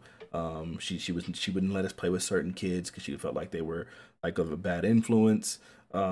She was just really controlling. There was a lot of time where we didn't go outside at all. We would just be indoors reading books and stuff. And so I think that kind of shaped my family in a large way. And my mother also had like this, I guess, belief in herself that she was like, I'm gonna rise above this. And so she did. She went back to school, so on and so forth, and ended up getting her degrees and then ended up working, and then we moved and she bought a house. And my dad, he ended up working back at Lockheed, where he just recently retired from, like earlier this year, and like in airplanes, and like they kind of went back to whatever, and they just really. But my mother just always had a very different mindset. I think my dad was lost in the sauce for a little bit until he became that nigga. You said you had like 6 or 7 siblings? Yeah, 6 siblings, 4 older brothers, 2 older sisters. And so I'm like asking in good faith, I swear. Are they all with the same parents? Mm-hmm. Yep. Same mom, same dad. Are your parents still together? Yep. Oh, okay. Okay. And you said also that they that you grew up in a strict home. What does Yeah. that mean? Well, like one again, we didn't have television. We weren't really allowed to listen to secular music. We would go to the library, get books, and that's what we did. Like a lot of times, we'd be in church 3 or 4 times a week. I think my mom like insisted on all of us learning to like read and write before we started kindergarten. So we were all like really like scholastically advanced. Some of my siblings graduated early, myself as well. I think I took my first college class in the 5th grade, algebra, and then a keyboard class, keyboard 1. All of my siblings, while they were in high school, took classes at the college, the local community college. It was right up the street from us. But yeah, there was just always this like, I mean, we were in what I call a cult, which was like very hyper Christian conservative, and so I think because of that, there was a lot of stuff that we couldn't do. We weren't allowed to go to dances. We weren't really participating in sports. Obviously, Halloween and Christmas, and well, we did our own sort of Christmas thing. But long story short, we just weren't very much involved in our community. We were pretty much set apart, and my mother like saw to that like very much. Till we start getting older, like maybe you get in middle school and junior and high school, and then you get to the point where you kind of start being a little bit rebellious. But for the most part, it was just very strict, very education based. Okay. Let's see what else we have here. So, let's see if we have any actual questions. So let me see if I can just play this. If you'll be able to hear it. Brittany Darnisha Jones sent $3. Did you grow up in a good neighborhood or bad neighborhood? How come you're not a criminal? Does bad neighborhood mean black? Oh man. I would say that the neighborhood was pretty bad in the sense. I mean, we were in low income apartments. The apartments across the street from us, we call it the crackhead apartments. There was people doing drugs. I didn't recognize it. I was not very socially aware, but my siblings did. And like later on, when we're older, and they're talking to me about, like, you didn't realize she was a crackhead. I'm like, no. And then I'm thinking about saying, oh yeah, I guess so.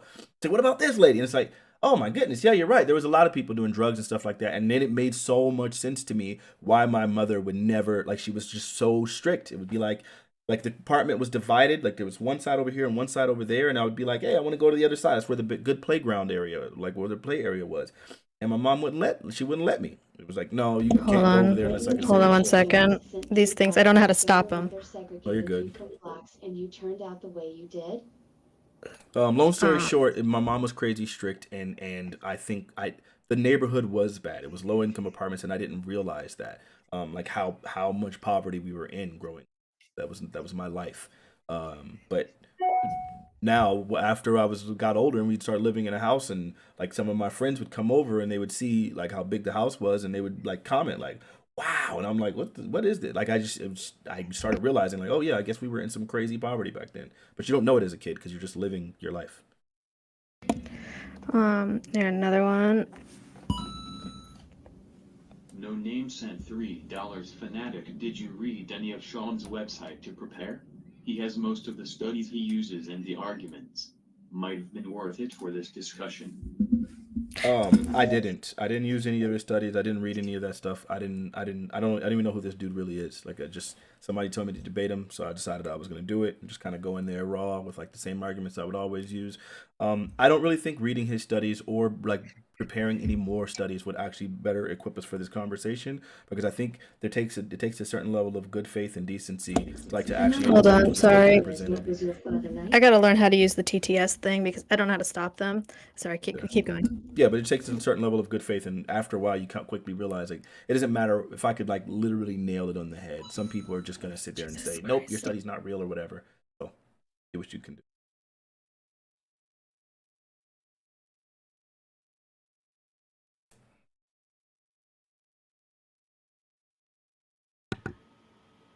We cannot hear you now, seemingly. Yeah, I know. I'm glad I'm muted for that one. I'm not doing that one. Sorry. If you guys behave a little bit. All right. And so Anonymous said, what was your father like? Man, I guess he was I guess he came from like Florida. He drank from blacks only fountains. Uh, he was before, my parents were born before Martin Luther King Jr. was assassinated and before the Fair Housing Act, before both of the Civil Rights Act were passed. So yeah, all that stuff was during their lifetime, one generation ago. Crazy, my parents. But all this stuff ended so long ago. But anyway, Hold on. I gotta figure this out. yeah. All right. Carry on, and then I'll. But long story short, clean up. he was I think he was just kind of strict. He didn't really believe in I just didn't like the way he disciplined. And then he would be in and out. So he went to prison sometimes, he did drugs sometimes, and there were just different factors that were like associated with him that I didn't recognize as a kid. I think me being the youngest, all my family protected and shielded me from a lot of the stuff. So, yeah, but I mean, he's his own person. He's from Florida. Okay. So here, let me pull up some of these ones. Yeah, okay, and then I'll look at your message 10 after this. All right, so DD12 sent $3 softball for both. What is your favorite kind of steak? For both guests. Probably New York. Yeah, I agree. I don't like the big deposits of fat you find in a ribeye, comparatively anyway. Yeah. I don't know. Found common ground. That's it. 10, I don't know what this is that you just sent me. I don't know how to. It says skip, but I still wouldn't know how to do it on. Okay, I don't know. Maybe I'll have to play with it later. All right, so then we got another one. Adoring fan sent $5. Fanatic, do you believe in racial differences in average IQ? Do you think it's purely environmental? I think it's environment and cultural relativity. I did it! I'm so excited. I'm sorry. You figured it out? Yes. Good stuff. I'm really, really excited about it. I'm so sorry. Okay, go ahead. That's great. That was it. I answered it. Did you want to finish answering? Obviously, I disagree, but we're not about to launch into a second debate about race and IQ now. So, John, do you think I have a higher IQ than you? I don't know. I mean, you could. What do you There think? certainly are black people who do. If I did, what do you think the reason would be? You think I'm just an outlier? It would be due to a combination. You probably have both an above average genotype and environment, at least a black person would on average. You've given us some hints about your environment. So in your case, it might in fact be predominantly, almost overwhelmingly genetic if you did. You think so you would say that IQ is just based on genetics? No, I mean IQ is most of the variation in IQ, like 60 to 70% in adults in Western countries, is due to variation in genes, but that leaves a significant portion to the environment as well. I mean, do we want to have a whole? I'm just trying to we can figure do out it what if you want. No, I'm just trying to figure out what you think. Okay, yeah, okay. So, and then to be clear, there are smart people and dumb people for environmental and for genetic reasons in every race. I just think that those proportions differ by race in terms of the genes. So then, if it's genetic, then why do you think there are so many variances in even cases like identical twins, even when that have like the same genes? It's just the Well, environment, right? Yeah, the differences between monozygotic twins or identical twins are going to be due to the environment. I mean, twin studies is where I get that figure from. The 60 to 70% is based on the correlation among monozygotic versus dizygotic twins. Okay, so then if environment can have such an impact on people with identical genetics, then do you think that maybe we'd probably put more stake in the environment as opposed to the genetics? No, like I said, the majority of variation derived from estimates from twin studies is due to genetics in adulthood. Wait, genetics in adulthood? If they have the same genes, what do you mean? How could the majority of difference in twins and biological and identical twins? Why would it be? Why would it be due So to the genetics? heritability, and this isn't specific to IQ. This is true of many, though not all traits. But the heritability of IQ increases as you go into adulthood. There are different explanations for this. The most common explanation in behavioral genetics is that it's because one of the things your genes does is it determines what environments you will personally choose to select into. And when you're a kid, your parents do that for you, and so that genetic influence isn't being reflected. That's one explanation. There are other explanations. You could talk about like genes that influence the myelination of axons in the brain and how that's not fully matured until adulthood and stuff like that. There are other explanations you can get into if you want to, but yeah, the heritability of IQ, it's called the Wilson effect. It's not racist, particularly or controversial. The heritability of IQ increases with age into adulthood. Do you think that do you think black people are more likely to have genetics that gives them larger penises than white men?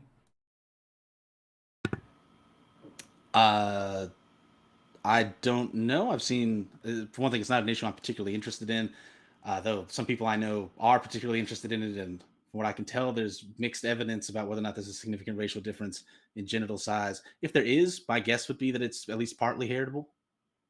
So you are very interested in IQ. Like, do you I'm more do work interested with in it or something? Does it impact you in some great way? Oh, the reason that I'm particularly interested in IQ is because controlling for IQ makes things like racial differences in sentencing or arrest rates or incarceration or income or educational attainment go away. Ah, so you were interested in IQ specifically because it helped you to be able to run away from like ideas of like systemic oppression and things like that. That is how you would view it. Obviously, I would view it as it gave me a more accurate picture of the actual causes of racial inequality. It gave you an out. Okay, that's cool. But yeah, obviously, we're not going to frame that the same way. Yeah, that's true. Did Brittany leave? I had to pee. I'm so sorry. I'm back. That's Couldn't the hold it. fastest piss I've ever seen. I really feel like that was the fastest pee ever. So you guys are welcome. So sorry. Go ahead. Oh, that was it. We were done. Okay. All right. So we could get a few dings that I skipped because I know how now. I'm really excited about it. Oh, I'm just the luckiest genetic person ever, man. I got the great IQ genes and just everything. I'm just out here whipping, slinging. Go ahead. Yes. Okay. So, and I just messed up. Hold on. I just clicked the wrong thing. Let's see what we got here. All right. So, yeah, somebody just said. Spear chucking animal sent $3. Look at me, Sean. Look at me. I'm the high IQ now. Okay. Thank you. Mr. Bloom sent $5. What is Fanatic's opinion on the fact that America has 2 federal holidays surrounding individuals, one being George Washington, a great military officer, a found father and a former US president, and the other being MLK, a rapist and plagiarist? Ooh, Jesus. Ooh. I don't think MLK is a rapist or.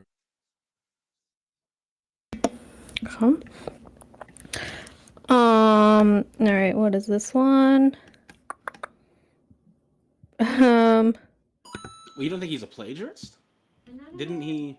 I didn't think that was that controversial anymore with respect to his dissertation. I don't have any source on hand about that. I'm just, I guess, surprised by it. I mean, the rapist thing, yeah, I would assume you didn't believe that. But Yeah, I guess A somebody would plagiarist? somebody would have to show me.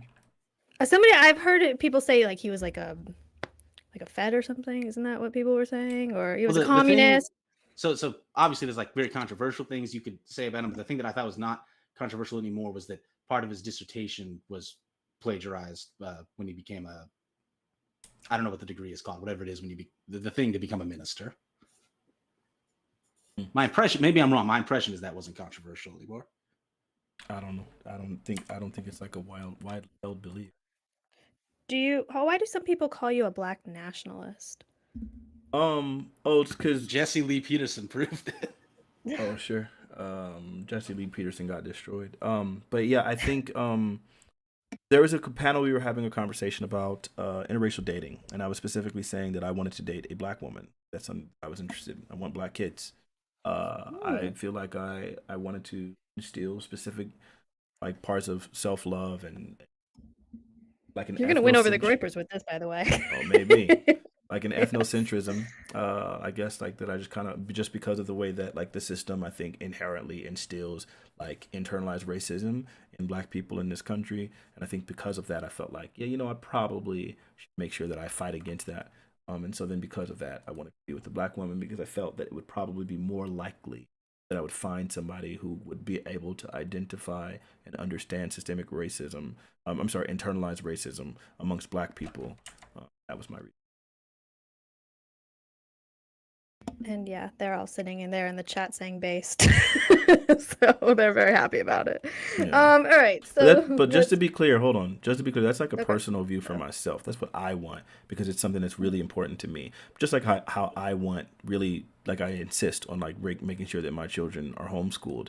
I was homeschooled for a decent amount of school. literally like same kind of positions as a lot of the groypers, by the way. Right. But the difference is, while it's a personal prescription for myself, I don't like tell other people can't. Like, I mean, we obviously see how many interracial relationships there are. It seems like there's a great deal of white women that just love black dick. Like, I'm saying I'm not interested, but I don't care if like other people do whatever the freak they want to. You know what I'm saying? Sure. Okay. So, wait, we got one some coming in. Pilgrim_Grow said $3. Your mom segregated you from the bad niggas. You turned out good. Pro segregation is based. MLK. Okay. I'm so sorry. Alright, you got it. I'm not mad. Go. You do what you do. I'm sorry, whatever comes. This one. Big black nigga sent $3. Did you fam get your buck broken or something? Okay, I still don't know what the buck broken thing is. I keep hearing it all the time. Buck breaking is it's a documentary by one Tariq Nasheed, and it goes into some really crazy stuff. Like, he's kind of talking about like historically how there's been like this kind of emasculation of black men, intentional in this society, and I guess it kind of gets into the intentionally like highlighting of like homosexuality within black men, and it goes into some crazy stuff. Basically says that like white men were really the bringers of like homosexuality, specifically citing like Roman culture and stuff, and it just goes into some wild stuff, man. It's crazy. They're turning the blacks gay. That's what they basically are trying to imply. I don't know, in some degree, it seems like. It's a good watch. I recommend you guys buy it and watch it. It's really interesting. It's a buy it? I think so, but it's Wow. I mean, what's good in life that's not doesn't have some sort of cost. All right. Okay, here's Anonymous said, wait, let's see here. Anonymous said, you're a midwit at best. You talk with a lot of misplaced confidence. It doesn't come across in the way you think it does. Okay. Okay. I'm not trying to come across as any specific way to anybody. Like, I'm just being me. I'm way past the thing of trying to prove things to people. What do I have to prove to you? You're some random Twitter person online. Like, I don't even know you. You don't exist. Sorry. Okay. So let's see what else we have here. They asked if you're a watermelon enthusiast. I just be nice, you guys. Why do people use? Okay, wait, hold on. Let's just see what this says. Mr. Bloom sent $5. White woman loving black men is one of the biggest myths to come out of the Jewish porn industry. This guy uses anti-white propaganda propagated by entertainment media as evidence. I mean, I don't know. I think, I mean, just from personal experience, I mean, I don't think that that's just true. Or maybe, you know what? Maybe the porn industry is what created that. Maybe the fact that like there was like this like porn and stuff that created this like imagery or this mentality of like what's the word? Not dehumanizing, objectifying black men in that way. But yeah, I've definitely experienced that in my life. So I don't think that that's yeah. See, I mean, if you look at the stats on who people tend to mate with or like rated attractiveness and things like that, it's definitely not true of like the average white woman, but it's also obviously true that there's some subset of white women who are very into that. Yeah, it's the ones that have touched it. I doubt that's the explanation. Jesus. What is your stance on like porn and stuff? Oh, I think porn's awful. I was raised without it, like very much. Like it was like kind of told it was like spirits. And then recently, I would say like 2016, 2017, I discovered cuckold porn, and that was a thing. I got into it, and it was awful. Wish my friends never told me about that. It blew my mind. Like the idea that there'd be some person out there wanting you to smash their wife. I guess it probably played in some sort of sick thoughts of mine. Either way, but I think porn is terrible. I think it's really awful. We obviously know that it has like crazy negative impacts on people. You got people beating the skin off and not able to, just really damaging themselves. And it seems like there's like a lot of long-term harms that are associated with it. So I don't think it's a good idea. You hold a lot of the same positions as some of the Groypers. It's interesting, actually. Yeah, it's just, I'm pretty socially conservative, so there's going to be some things where we're just going to be overlap. It's just when they start like trying to pretend that like systemic oppression isn't real, or like the things that the government has like stated and admitted are used against black people, when they start trying to dismiss and deny those things, we're going to find all kinds of disagreements. Like you, I'm guessing you're Christian. Mm-hmm. So basically, you hold a lot of the same religious values, but you're fighting for blacks and they're fighting for whites. Yeah. Even though white people don't need anything to fight for them. Like, they got this. Like, this whole country was, like, literally founded on white supremacy. Do you think it's still like that, though? Sure. I would say that for the most part, like, white people have it really freaking good in this country. It's just when you're largely ignorant about, like, what sort of struggles and things that black people go through, then it's really easy to just be like, no, I'm going to look through my own lens. Like, I don't blame them for it. But it just makes sense why that happens. But yeah, they got it good. Do you think if a black person went and there was an altercation and a black person shot a white person, or a white person shot a black person, who do you think would get a harsher sentence in that scenario? The black person. Sentencing disparities. You think so, really? Yeah, well, I mean, no, we have all the evidence in the world, right? Sentencing disparities for black people are significantly harsher. Black people are significantly more likely to get the death penalty if the victim is white, but as opposed to white people versus type black of people. Scenario, like when you're, I think what you're talking about is in the same kind of crime where it's like, okay, somebody's stealing something or somebody's doing something. But if we're talking about, let's see what this is. Black Twinkie said $3. Black men don't have large penises. It's actually what is left of their tails. All right. Listen, somebody got offended. I understand. Be confident in what you got, bro. Don't worry about all that.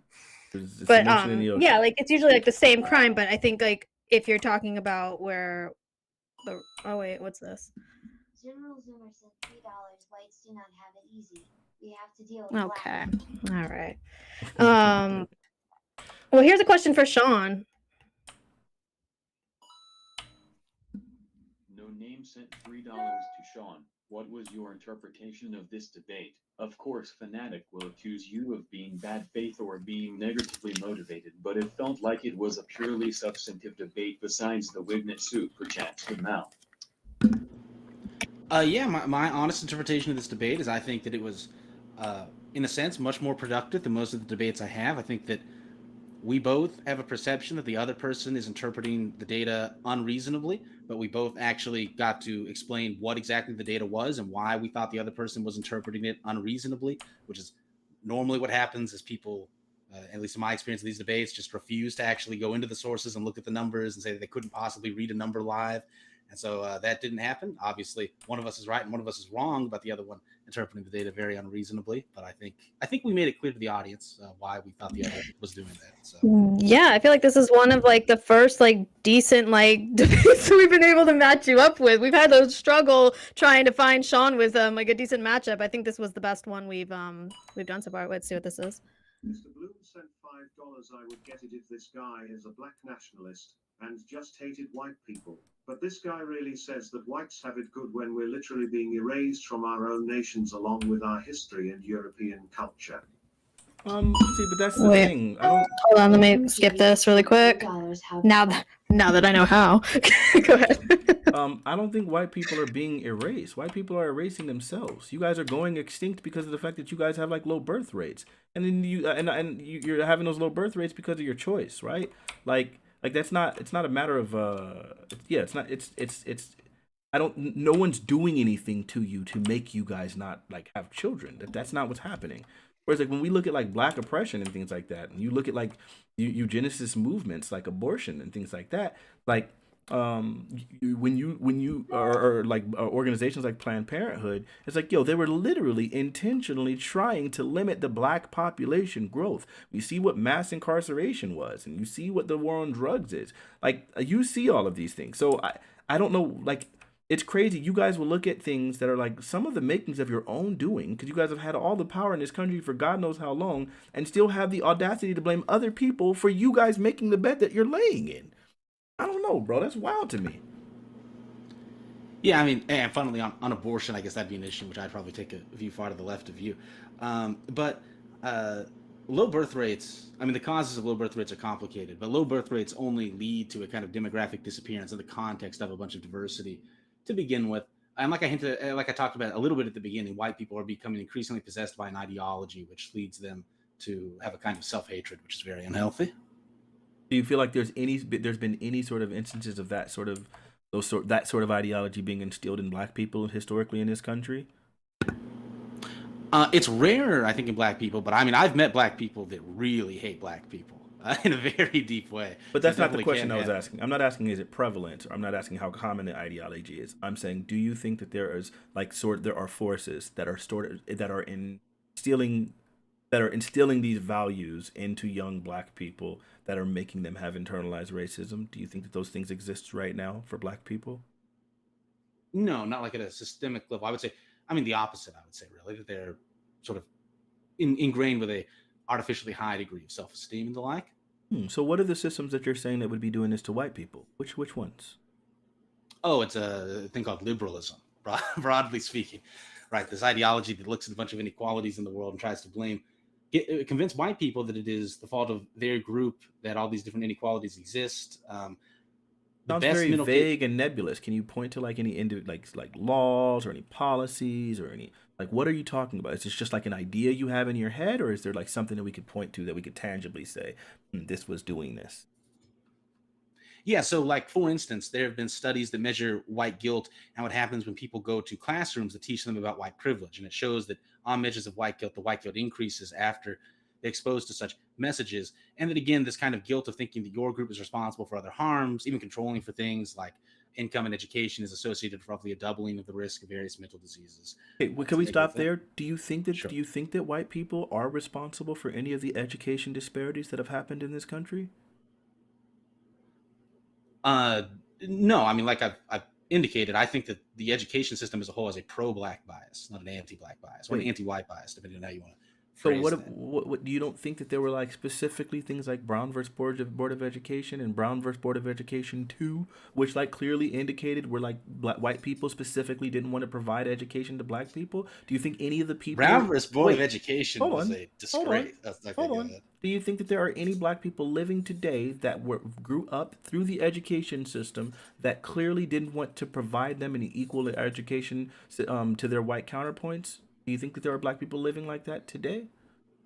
No, and the narrative about education that has been popularized since the time of Brown versus Board of Education is founded on just myth after myth. You look at the retarded doll study that the Supreme Court tried to use to justify the view that even if there was material equality between schools, that the self-esteem of black people would be lowered by the mere fact of segregation.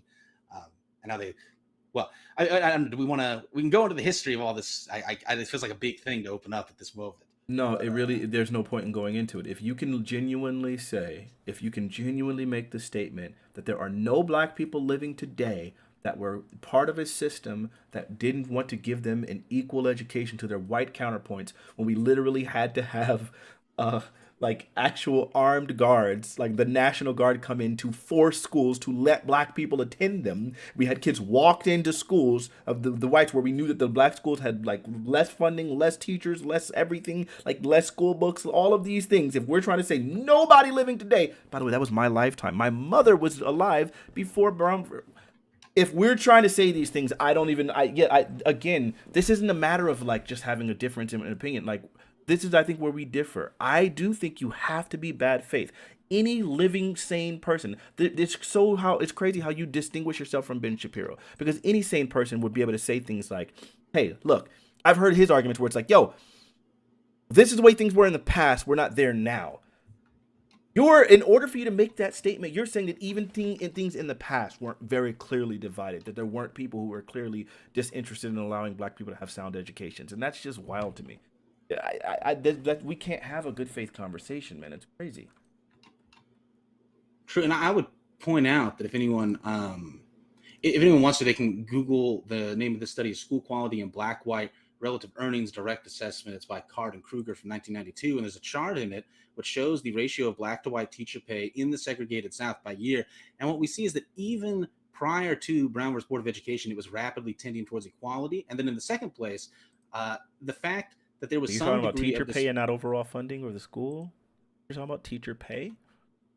I was talking about overall funding, the existence of textbooks, and then let's talk about the fact that still, in like large portions of these places, they are incredibly segregated schools, and we obviously realized that there was like significantly, when they created like integration, that instead what they did was they did these pupil placement programs, sound a lot like school placement stuff, that cultures, and it allowed white people to go to like freaking private schools that were whites only, and that were economic, where they had to pay for X amount of funding for these schools, and then so they still were able to segregate because they didn't want black people to have access to their schools. I think any sane person listening to this conversation recognized that obviously schools were the facilities were disparate. There were like colleges where there was like literally only one classroom and things like that, where they just could not get the funding to give like the equivalent to what the white people had access to. This is so crazy to me. Come on, man. Yeah, so the white teacher pay thing, there are a few other measures of school quality in there. That was just the one that I have, and it's a similar story with all of them. And that since the 70s, at a national level, in fact, there's been a pro-black bias in the funding of education. But obviously we see different worlds about this, as is the case with many things. Yeah, just go ahead and Google. Everybody, I encourage you to Google, like, what is it? Something per pupil spending, like by race. And you'll find that it is not always not the case that like, oh, it's just there's a crazy black. So you can find papers that say that. The most common methodological flaw in them is that they're not even analyzing the total set of school districts. There's one by what's it called, Ed Fund, that gets cited a lot on like Vox and NPR, where what they did is they only looked at those districts which are 75% one race or the other, and they didn't weight it by the population size of the school districts. There's a bunch of very distortionary statistics out there, but there have been papers, if you sort of sift through them by methodological quality, there have been papers going back for a long time showing that there's a pro-black bias in school funding. Do your own research. Google it. And also, well, I guess I'll just leave it there. Okay. So Tiny Dick Nibba said, y'all blacks can't stop. Okay, I'm guessing he meant popping out them kids. I'm not gonna read the last part. All right, and then let's see here. Darnisha Jones sent $3. Imagine growing up segregated from black behavior and wagging your finger at whites for wanting the same for their family.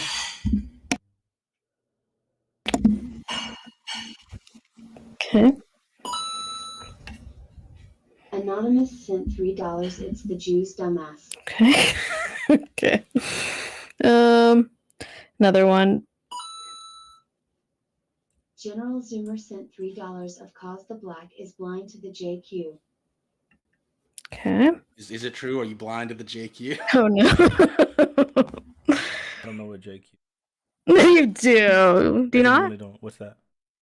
Like the Jewish Oh, question? real far right readers use it as a it stands for the Jewish question. They're asking if you're anti-Semitic. Oh no. No, I'm Tell Although them, they're going to Sean. get mad at me now for saying the word anti-Semitic, whatever, counter-Semitic, whatever you want to call it.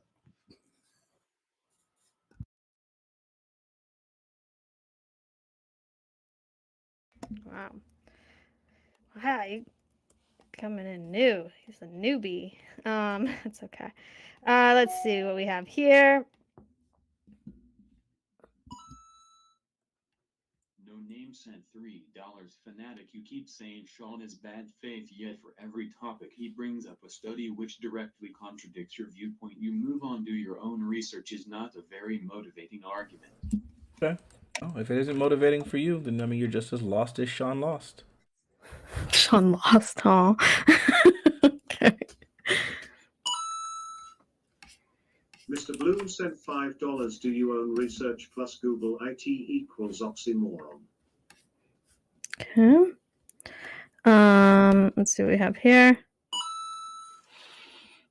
Hebrew Jeebies sent $3. How does Buck Nash reconcile his desire to form an independent black nation with the staggering rates of incompetence among his species? Oh, come on. Species.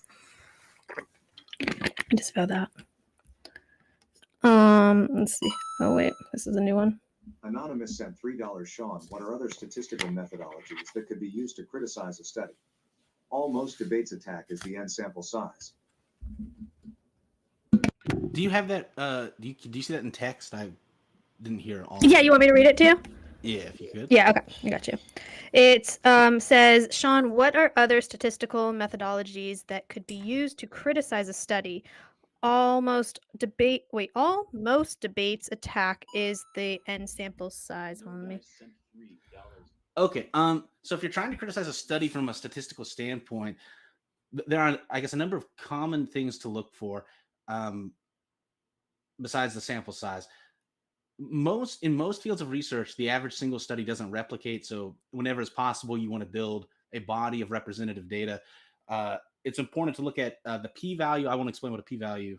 I mean, I could, but I think no one cares. There's a statistic of the p-value of the effect size, and if that is lingering around the threshold for significance, if it's 0.05, 0.04, 0.03, that kind of thing, there's a very high chance it won't replicate.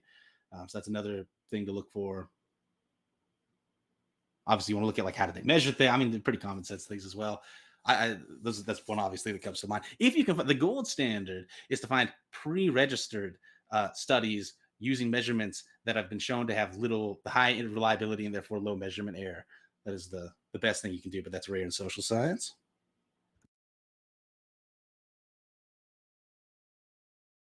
Sorry, we just got another one. It said, just let it go. No Dice sent $3. Blacks have low IQ, highest crime rates, and the most violent because they have bred themselves to be that way. I don't know if you want to respond to that. We don't have to. No, I'm good. He didn't say anything about it. We might be caught up. Let me see. Let me just double check. Did that? I think. I'm gonna just actually, I will say something to that. All right. It's really crazy because, like, I typically try to avoid the pettiness.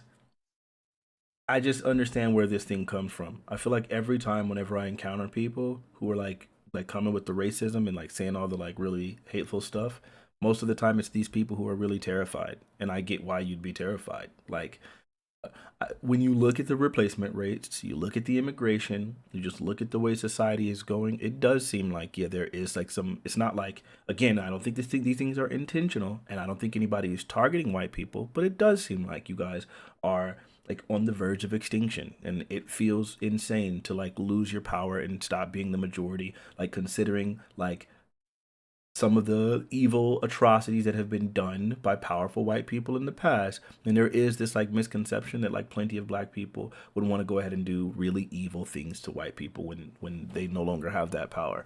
And that's something that concerns me, because I do think that that's the case, especially when you start like seeing some of the bitterness that's instilled in certain people's culture and things like that. I mean, I as a Christian, I obviously recognize like I'm never going to be able to generalize all these people. I'm required to love everyone, including my enemies. So the idea that I'm ever going to try to hold individual white people who are living today accountable for some of the atrocities of things that have happened in the past, that's not there. But I also recognize not everybody has my value system. So when I've heard these arguments about like Lil Timmy and things like that, those things sound I was real just to going to me. ask you about little Timmy, actually. I think it makes all the sense in the world. And we're seeing it now. I think men are little Timmy, right? And I'll explain. So typically as a society, we have a tendency to side with the whoever is most vulnerable. And so in the past, women were incredibly vulnerable because society was really oppressive towards women. But now we're starting to see women are becoming significantly more powerful. They have access to so many different tools and resources, and certain political and social advantages, specifically when it comes to things like rape accusations and things like that. Society is very much more willing to side with them when it comes to anything where there's like domestic abuse or things like that. They're more likely to side with the woman. When it comes to child court, they're more likely to side with women. And so we're starting to see that. And now when men are starting to have an outcry about like, wait a minute, women are abusing this, women are abusing the systems, they're doing these things, there's almost nobody willing to listen to those kinds of things. And I think that's what's going to end up happening to white people. So it is scary. I can understand why you would create entire movements of people whose entire goal is to try to minimize everyone else's like accomplishments, minimize everyone else's like growth rates. You would want to do all those things to protect your offspring, because I think most people are really concerned with their progeny. And it does. I get where that fear and that hatred comes from. It's almost impossible to like separate fear from hatred, right? I Like was those just two going to ask. things, Yeah. I get it. You feel like you're going extinct. You see the numbers. It seems like the writing's on the wall, and it seems like your grandkids are going to be oppressed and destroyed, and people aren't going to be sympathetic towards them niggas, because like all of this time we're trying our best to like get attention from like people living nowadays, and we're not getting any. And I can see where people are going to start getting really, really bitter over those kind of things. So yeah, I get where that fear and that hatred comes. It sucks.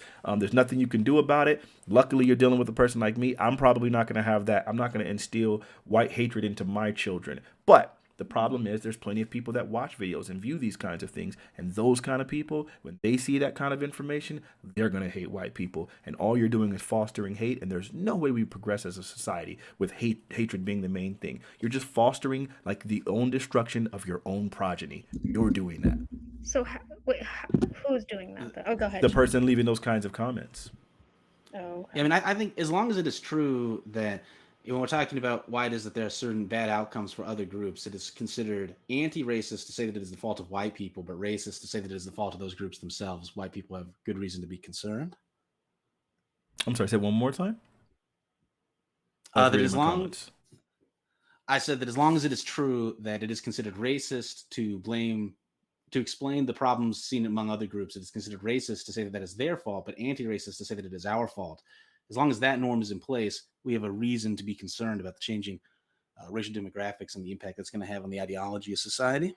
I don't really think, see, it's not wrong just to say that. I think it's just wrong to say that unfoundedly or spuriously. And I think it's pretty obvious that we can see all sorts of ties to economic deprivation, specifically to oppression, to any person who actually wants to look, right? And the thing is, when you provide it, you put it right in someone's face and say, look, here it is, bruh. Here's the Sentencing Reform Act. Here's the Fair Housing Administration. Here's their own claims. Here's the deeds to these towns. Here's the GI Bill. Here's the data. Here's like, we see all the proof. Like, we show you all of these things, and it's just like, nah, I don't care. And it's like, okay, well, yeah, you're creating is a group of people who all are starting to get more internalized racism. But then what does that thing do when it's time to explode? It like results in hatred of white people. And unfortunately, the numbers are in. It seems like, yeah, you go 3-4 generations down, and you're going, some people are going to be in for a rude awakening. And it's like, seems like people like you guys are the ones creating that environment. It sucks balls. I don't know if Sean, if you wanted to ask questions. I have questions too, though. Yeah, obviously, to me, this is just insane. Obviously, if you look at the data in the correct way, if you focus on actual life outcomes, there's a pro-black bias and all these things. Black resentment, as white people have increasingly taken a liberal line on race, black resentment has not lowered. The more the whites concede to this kind of ideology that says, "Oh, you're right, everything about you is our fault," that actually increases black resentment, as it turns out, and that is why they are increasingly becoming aggravated about these sorts of things. Okay, I don't think so, but I mean, what can you do? It seems like I think the resentment is not because of the fact that people are admitting to something. I think the resentment comes from the fact that like it seems like no matter what, there's a great amount of people who refuse to do so. Listen to the conversation I'm having right now. Yeah. I mean, we need to be able to talk about the actual causes. It's the only way. Absolutely should. Do you think that there's ever a future in America where people decide that they can like self-segregate, or what's the law that they put in place where you're not allowed to do it? Sean, you probably know. You talking about the Civil Rights Act? No. Oh my God, what's it called? Come on. The oh Jesus, somebody in chat maybe will help me out. Where you like almost are having to. I mean, it's illegal to form a racial covenant. Is that what you're talking about? No. Oh fuck, chat's gonna be useless too. No, not fair housing, not never mind, you guys are not helping. Not Jim Crow. What is it? Oh my God. Freedom of association. I did it all on my own. No thanks to chat. Oh, wow, that felt good. That felt pretty good, actually. I did it all on my own like a big girl. All right, so yeah, freedom of association. Isn't that like the one where you are having to, where they like removed it, or do you know anything about it, Sean? Yeah, I mean, obviously, civil rights legislation in the 1960s, or the Civil Rights Act of 64 is the one most commonly talked about, removed the ability of people in most contexts to explicitly do things like set up a neighborhood and say we're not going to allow people in this neighborhood, and just explicitly say it's based on a certain race, or we're not going to do business with people of a certain race, and this sort of thing. And so in that sense, ended a certain kind of freedom of association. Hey, so if that legislation didn't exist and people were to create those neighborhoods, do you think it would be oppressive to black people? No,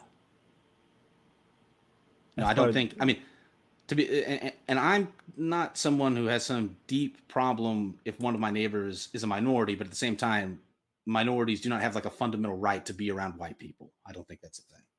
Yeah. Nor do we have a fundamental right to be around them. If a bunch of white people or a bunch of black people don't want to hang out, you have a fundamental right. You have a fundamental right to exclude them from your neighborhood. Yeah, if you own the property. So my question is basically, do you think that there's going to be a time in America where basically people end up like self-segregating? No, I think there's just going to be like a constant mixing, and then you'll have a few. Like I think it's just going to like slowly but surely erode away whiteness, because obviously you recognize that like white genes are. Isn't that like genocide though?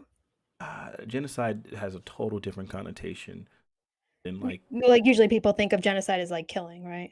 Sure, I mean, it has to be killing. It normally needs to be considered intentional. It needs to be pretty Right. cruel. Okay. I don't think it's like genocide to allow like white women to hop on black dick and then like create mixed offspring. That doesn't seem like genocide to me. Like giving somebody a good time, and then as a result, your offspring, you have black kids, but then the whiteness disappears. And obviously, the vast majority of white women don't choose to do that, nor is there any sign that they're going to start doing it. And people already self-segregate by race to a very substantial degree, despite the laws that are in place. Yeah, but I just think like, so what's happening is that we're starting to see like there's a lot more integrated societies. I mean, it's not just black dick that white women are hopping on; it's all these other ones too. And so, and then what's really crazy about it? Whores, huh? No, because I was going to say what's crazy is black women are starting to get with white dudes. But what's happened is even in those cases, you produce a black kid, right? Because we already have it determined in this society that black, like if you're 50% black, really, I think they said one drop, but we know we don't really subscribe to that nowadays. But most of the time, when you produce a mixed child, then that mixed child is going to probably be identified as black, even if they don't want to do so themselves. So then, as a result of this, now whiteness disappears in all of these interracial relationships, and you're going to constantly see these things slowly but surely happening more and more and more, and until eventually you get to a point where there's not very many white people left.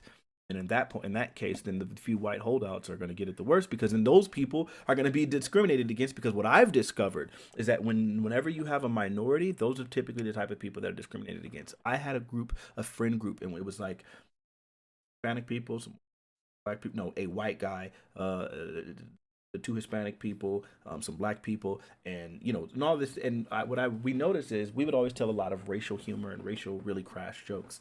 We were doing so like a lot. And then one day it clicked. It was like, whoa, the white guy in our group was getting it the worst, like more so than everyone.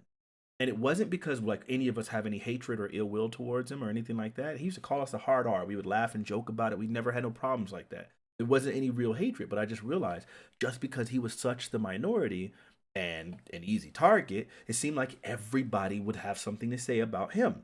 And so then I started realizing, like, this dude joins, and then you go in, and so-and-so goes in, and everybody's always like shooting at him, and whereas he's like shooting at each of us individually, but it's like he's so outnumbered, it was so bad. And I realized, like, yo, I don't think, again, it's not a racist intent. It's just the fact that he was such a minority caused this like outcome. And so I realized that like when society goes in that direction, when you recognize that these people become the crazy minority, and then you have to constantly reconcile with all of the evil, like from the restricting of things like CRT, from restricting of like actual history, like Black history. When someone feels lied to, I think it creates an animus. And I think when people start feeling like, wait a minute, you've literally intentionally withheld me from knowing my history and part of who I am, I think you're going to see some nasty behavior. And it saddens me. Because I don't know how you get people not to become that way. All I can do is control my children and my progeny. And I can say, hey, this is not how we are. We're Christians. We love all people and so on and so forth. But just most people aren't living that way. It's gross. I can see where the fear comes from legitimately.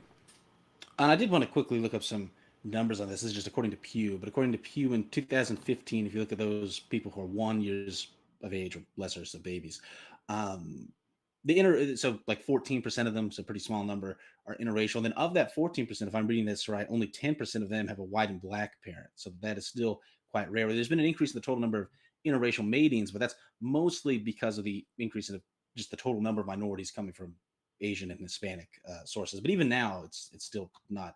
I mean, the norm is by far still intra-racial marriage. Oh, of course. Like Yeah, 100%. Like I was telling this to my girlfriend. Still, the majority of Black people end up with Black people, and so on and so forth. But there has been an increase, not just from 2015, but like from way back. We've just seen like a steady increase in interracial relationships. It's becoming significantly more normalized now. Is there any choice though when it's like such a mixed country? Like in some of these places, it's just almost like kind of location. Yeah, it doesn't seem like there's much of a choice. I mean, if you're just around something long enough, then it's probably going to make you like you're just going to choose from the options of things around you. And so, yeah, it just seems like it's just something that's happening. And then hopefully, as society continues to normalize, and kind of restore the Black image in ways through positive representation in media and things like that, which they're finally doing. I think through all of these things, we'll start to see an increase in more of those relationships, and so I think you'll see exponential increases over the next 2 decades in interracial relationships, and it makes me really excited. I think we need to probably blend together more. It just sucks for little Timmy. That's all. Oh, poor little Timmy. Do you think with like the Black birth rates are going to go up when they ban abortion? I don't know if Sean asked you that. He might have actually. I hope to God they do. We already know that 50% of abortions are Black, right? Like. A crazy disproportionate amount of abortions are Black. So we get rid of those things and we start to see even more increases. That means more Black people to intermix with white people and other races and stuff. I think, the Supreme Court's doing some good things, right? Like this is obviously one of them. Yeah, this follows the long tradition of conservatives in the United States only ever having balls when it comes to some issue that they're completely wrong about. He's going to just not do good things.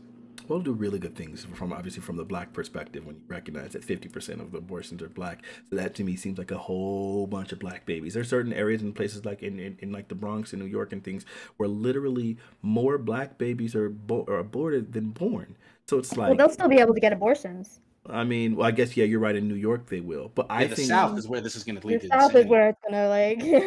can be an explosion of niggas. And I think what really Yes. happens is that you'll find though that even still, just once you like take away the legality, it increases stigmatization and makes abortions less likely to happen, which is also a very glorious and beautiful thing for me.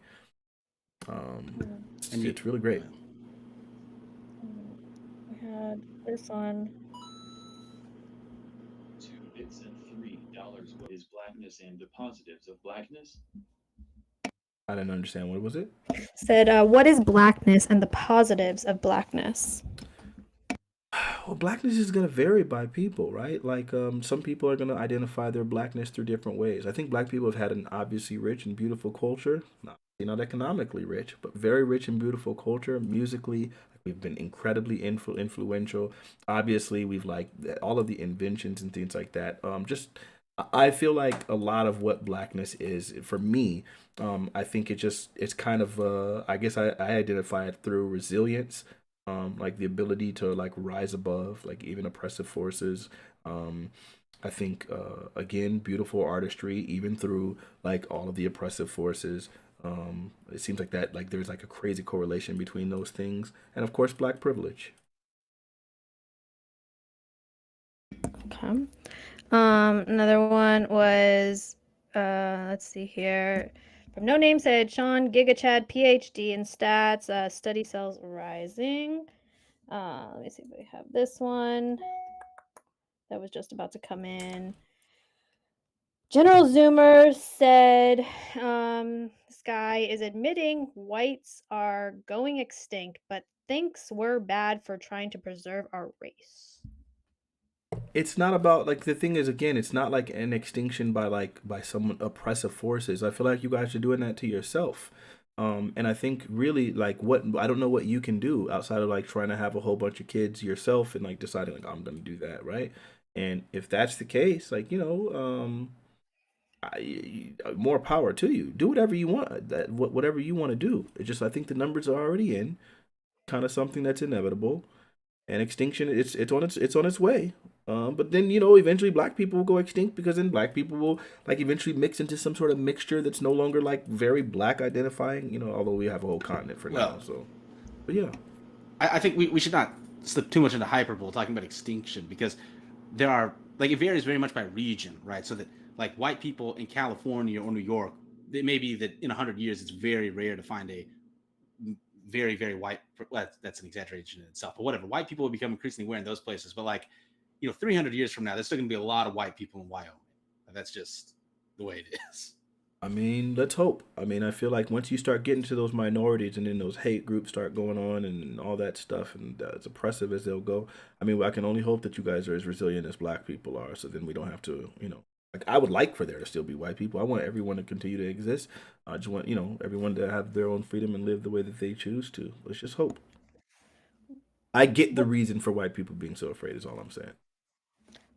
I think if we're trying, well, never mind. I shouldn't say that. No, go ahead. Well, I was going to make a rude remark. I was going to say we're trying to model our resiliency after. I think that like the Japanese or even Jewish people would be a better model than African Americans. Oh, sure. Well, whatever you feel you need to model it after. But I don't know. The Japanese are also going extinct with their birth rates at this point. Like there's some crazy stuff happening there. So I mean, whatever you guys want to do, I would probably argue against the Japanese one though, just because they're in similar situations to probably even higher degree. But yeah, just figure it out. Figure out a way of surviving. Figure out a way to keep your progeny going. Gotta keep them. Just do what you got to do. But it does. This seem guy's like going to make me into a eventuality. white nationalist. No. And I might. I don't know how you're not already. Where are you on like immigration and stuff? Like, I mean, I'm for it. I think, man, I think we genuinely live in the greatest country in the world, and so I think if you start like looking at like other people and like why they would want to come here, it makes all the sense, right? So it's like, yeah, like, what else are you gonna do? Like, if I was like in some third world country and things were going really bad for me and all that, I would try my best. So it makes sense to me that they're doing it. It's just yeah. So I mean I don't know. I think it's good.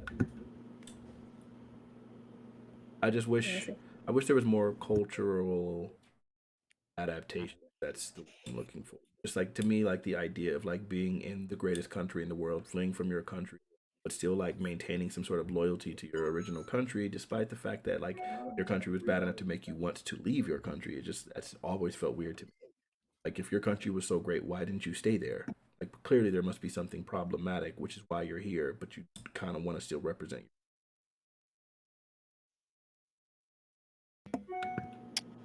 It's an interesting thing about immigrants. Aside from all the problems, which are true, the right wingers often talk about concerning immigration. There's not a lot of research done on this. The research that does exist is mostly done in the Australian context. But from what the research has shown, what often happens in the case of economic immigration, which would be different than someone like fleeing a war or something like this, is that they're expecting a certain kind of psychological benefit from an improvement to their material well-being, which they predict will outweigh the psychological loss that happens from them becoming detached from a community that they significantly identify with. And then when they immigrate, their material well-being does improve, but their actual psychological well-being decreases because they were wrong about the relative importance of their material well-being to their culture. Okay, we had a few that just came in. All right, so let me do this one. Shit's leak sent $10 in the short term. Our species will become brown through interracial breeding. However, in the long term, our species will become white. BC, we will spend less time in the sun as infrastructure. A purely evolutionary perspective. The future is. Do you want me to read that? I mean, it's just I mean, if you really think about it, even when in the absence of sun, you still see melanin is a very powerful thing, very powerful thing. And then of course, you have these the objectification of black men, and I think yeah, I don't know. I feel like there's gonna see more and more of that. Okay. We got one for Sean. Zuva sent $3. Why does Sean Lost lie about segregation and integration while being made about minorities moving into his neighborhood? Do you want me to read that? Because I'm guessing there was a few typos and stuff. Sure. Yeah, it said, why does Sean, I don't know if he meant to say lost, but last, lie about segregation and integration while being, I'm guessing meant mad, while being mad about minorities moving into his neighborhood? One time when I was like 16, I was at Wendy's and I ordered this Frosty, and when they came to give it to me, this little black girl came and took it instead. And so she like stole my. I got it, but they had to like remake another one, and it took like 10 minutes, and that's why I lie about segregation. All right. And then this one. Anonymous sent $3. Blacks resilient against what? Pepper spray? All right. I mean, I think we're caught up on all of the super chats. Brazilian against pepper spray, Brazilian against white supremacy, Brazilian against the system of slavery, Brazilian against. You've been resilient against a lot of the super chats, so I'm impressed. We got it. We got it. Like I'm just saying, like it's a long time coming, but we're headed to the promised land. Trust me, we'll get there. Yeah. Do you think that there's? Sorry, go ahead, Sean. Nothing. No, go ahead. What were you gonna say? Nothing. Oh, whatever. I never see Sean get like a little heated. You got him a little heated. I like it. This is like definitely my favorite Sean debate for sure. I'm excited about that. Let me see if I missed anything. I guess probably. No one said, Brittany, where? Oh God, get out of here! I'm not reading that, you weirdo. Wait, what's this? Anonymous sent $3. So if there is extreme violence and extinction in our future, the answer is to avoid it by having our own countries for us that promote a stable birth rate like Hungary does. Do you support that, or do you think whites should remain sitting ducks? Okay. No dice and $3 black. I Go would ahead. say white people can do whatever they need to do, just as long as it doesn't involve like encroaching on other people, harming other people, and things like that. I feel like obviously like black people really, really helped to build this country. Like if it wasn't for some of the free labor that white people were able to get, like through slavery, then this country wouldn't be even what it is. So like I look at that, and of course, obviously, all of the contributions that we've made since then through inventions and things like that, and to so The doorknob.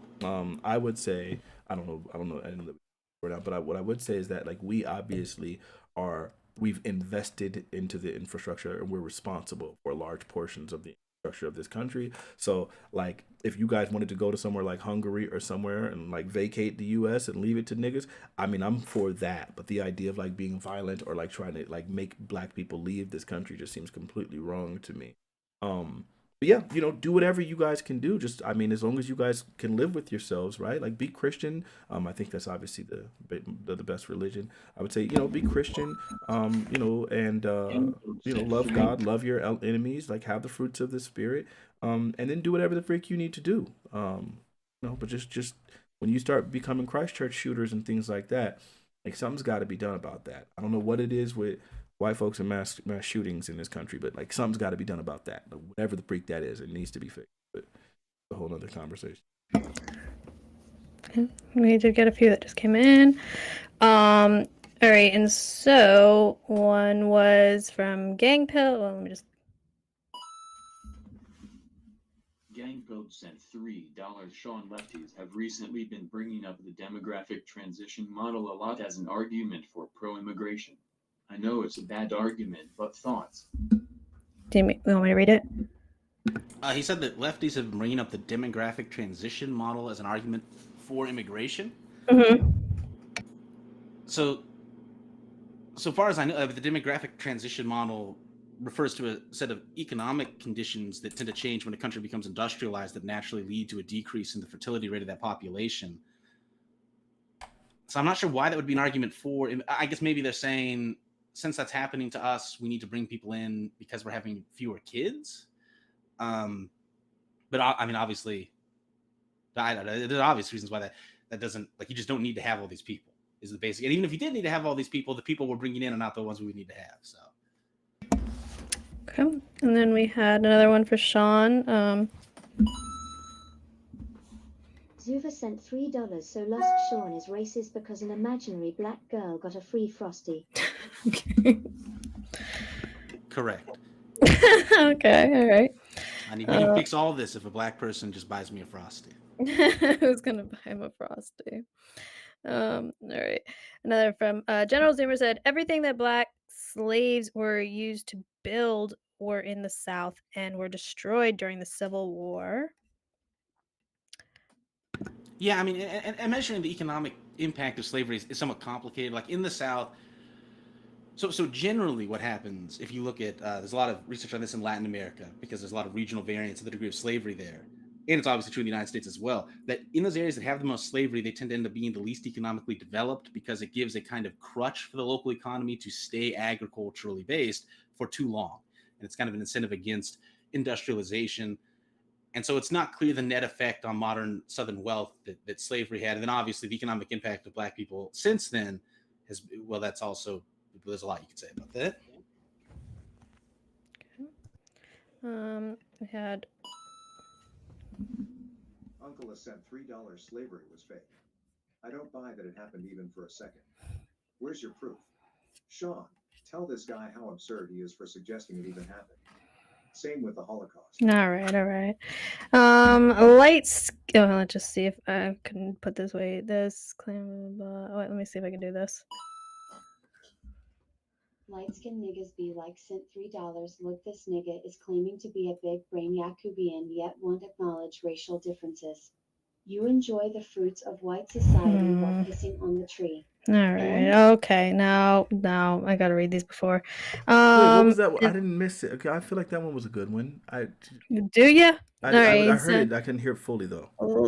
Look, this is claiming to be a big brain. I don't know what a Yuccabean is, yet won't acknowledge racial differences. You enjoy the fruits of white society while pissing on the tree. I don't feel like no. I enjoy the fruits of white society. I've enjoyed plenty of white women. I'm saying that like I'm saying that we also contributed really positively to the society as well. That's what I'm saying. I'm saying like we've also very much contributed to this thing, and I don't feel like I'm pissing on the tree to say like, hey, like this is a tree that I built and I expect it to yield good fruit. And I think some of those good fruits are some of the prosperity and things that like have been given to white society that have been largely intentionally withheld from black society. And I think again with the race mixing and things like that, we're slowly but surely getting there. And while it's like maybe like I'm not going to be a person that's like wholly dependent on it, I can see my black brothers and sisters the system in the way that we see it, and it's just unfortunate that some people might not like the way things go the same way. But at least I just realized that like, just with time that my progeny will be a-okay, and I'm really happy. Yeah, I mean, if you look at the areas of the United States today that are overwhelmingly non-white, I mean, they're not gonna piss on the tree. They're gonna like pour gasoline on it and light that fucker on fire. But maybe I mean I think the best sort of white pill in all of this is the possibility of advances in genetic engineering and the like might change some of these predictions. Okay. I think we have like 2 more, then we can go into closing. So, No Dice sent $3. Blacks couldn't even invent BAT. all right. And then over from Odyssey. Hey, I think there's very good evidence that they invented the doorknob. I've looked into that. What is the doorknob He thing? said blacks couldn't invent the what now? BET. They couldn't even invent BET. I'm guessing Jews did that or something. Is that what they're getting at? Well, I thought it was originally owned by a black woman. I think it's owned by someone else now, like some person now. Originally, it was owned by black whatever. But I think we invent a lot of things. Yeah, I don't know. I think the history is obviously there, right? Like so, again, I get where this fear comes from. It comes from the fear of extinction, and I see how you got there. I hope you eventually learn what this is, and like try to overcome that. Do you think that like white Dutch people in South Africa just need to get over their fear of extinction? No, they can't just get over their fear of extinction because we've obviously seen like the uprising and things that's been happening there where black people have been going to town on them. It's been pretty awful.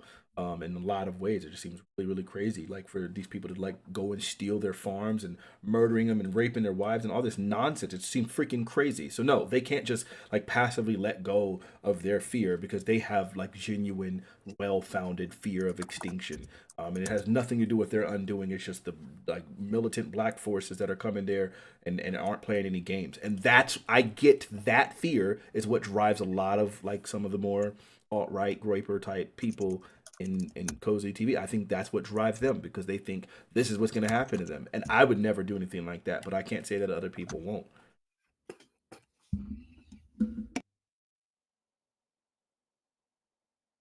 We can't hear you if you're trying to talk to us. Of course he can't. Okay. We have one from Odyssey from Frank said, "You are talking to the people who conquered 85% of the world. We will just do it again. BTW, Asians are projected to pass blacks in population by 2065. Yeah. Sounds pretty cool. I mean, if you guys can pull it off, I don't know. Let's hope so for little Timmy's sake, right?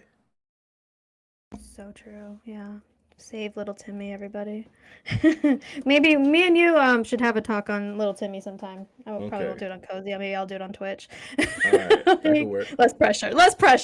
But but we can talk about it. For sure. Let me know when. Yeah, so I guess we can go into closing statements and final thoughts if you guys want. I think Fanatic, you went first. I don't know if Sean, you want to go first? Okay, I feel like I kind of gave a closing statement earlier when someone asked me my interpretation of the debate. So yeah, I think it was good that we actually got to sources and whatnot. Yeah. I mean, I could go over the reasons again, but I already have. I don't think systemic oppression is a thing, and I think white people should be concerned about the changing demographics. But Fanatic doesn't even seem to particularly disagree with that. So. Yeah, in closing, obviously systemic oppression is real. It obviously existed. It continues to exist today. Like, you can't really listen to a person saying that systemic oppression isn't real that's not willing to admit that redlining was racist. even like your Stephen Crowder and your Ben Shapiro and like the government itself like all know that was racist as freak. But if he can't admit those things, then like getting him to like to kind of get behind some of the more nebulous forms of racism that are in existence today seems absolutely crazy, while simultaneously saying yes, but we're racist against white people, but can't point to any policies or anything like that. And I agree with him wholeheartedly. White people, should be extremely afraid about the demographic and the way that things are going, because it seems like little Timmy's gonna get bodied. Thank you for easing those fears, by the way. You're gonna totally unred pill me. All right, well, thank you guys both for joining us. This was fun. This was my favorite Sean last debate we posted because it's been very tricky to find somebody to match him up with. I thought this was a good one though. Yeah, so again, thank you guys for joining us. We are going to be back on Saturday. We'll be doing an Odyssey exclusive Saturday at like 4 p.m. Eastern with Martinez perspective, but we'll be here for our pop on drink and chat at 9 p.m. Eastern. So we'll be on Cozy for that. Other than that, I guess we are out. So good night, y'all. Peace.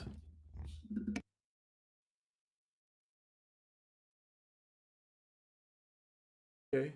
I don't know how y'all felt about that one, but that might have been my favorite Q&A of all time. It was quite an experience. Felt dream. Had a dream, and it was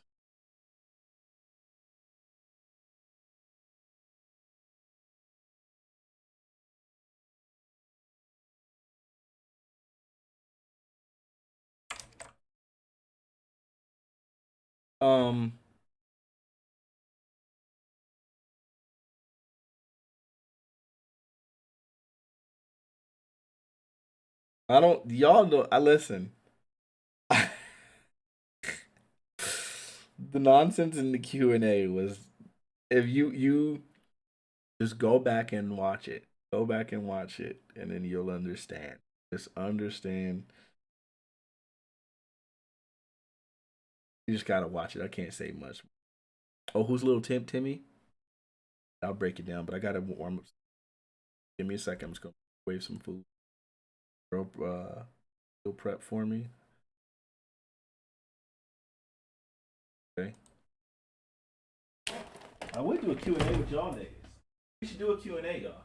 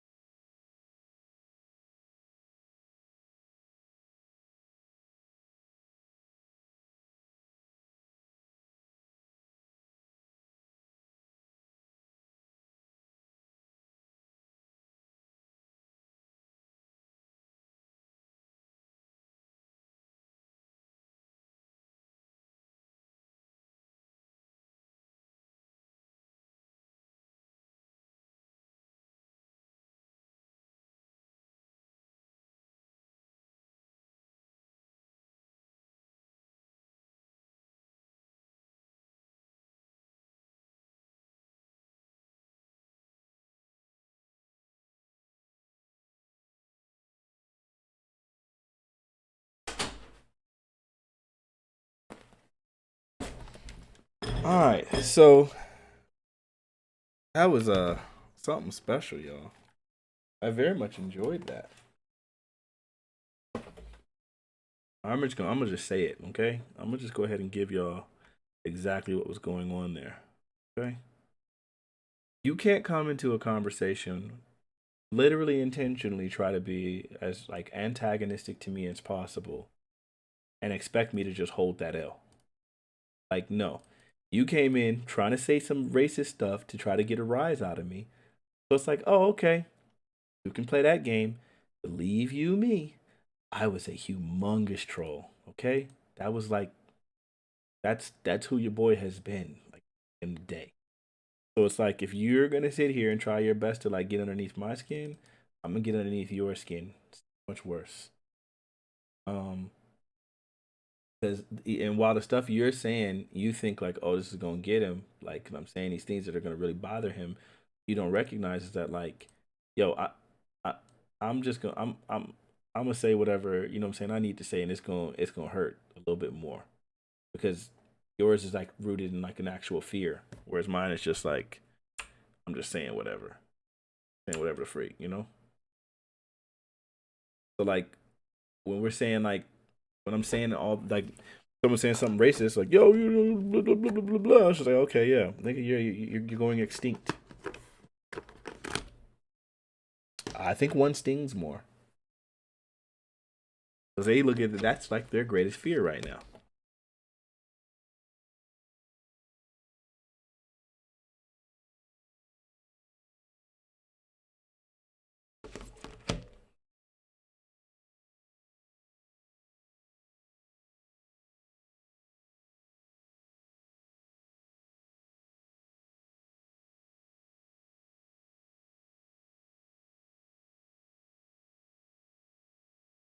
Yeah, you have to trade sources before debate. I'm gonna do that from now on.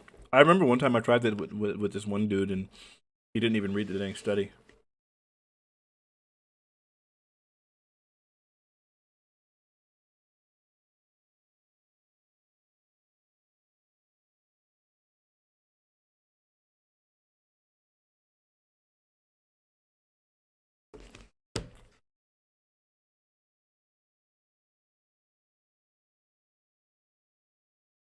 I do remember that, Sylvia.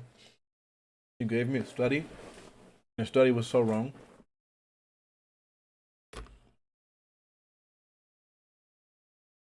I was like, wait, nigga. You gave it to me because you knew I hadn't read it before.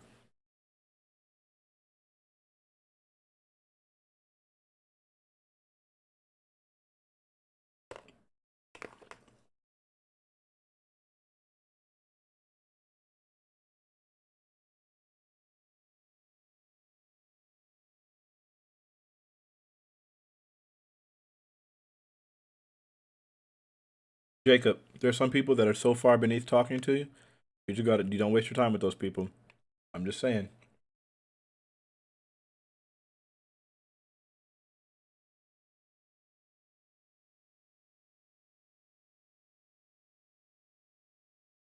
I got 21 minutes.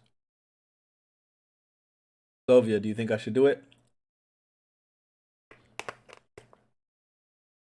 21 minutes.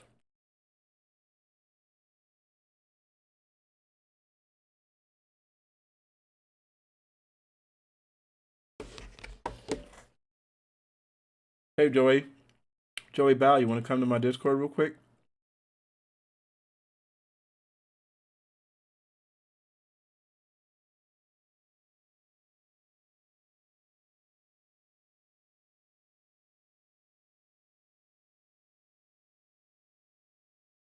I just want to have a conversation with you about proportionality. So let me just tell you that from the beginning. Do you want to have a conversation with me about proportionality?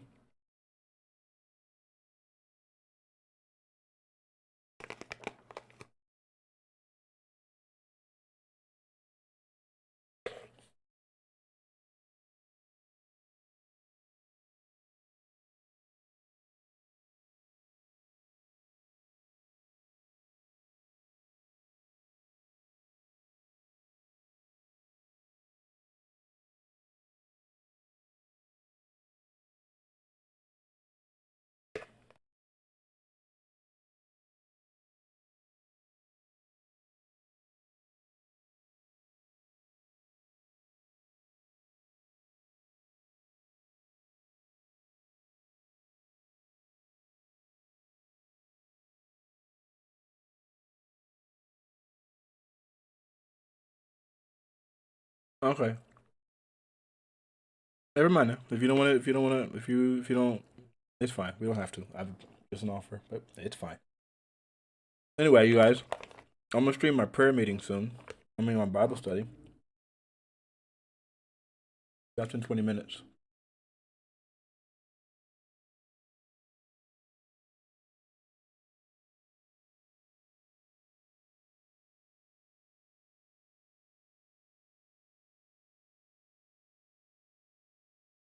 You guys, he thinks he beats me in race issues because he genuinely doesn't know what proportion is.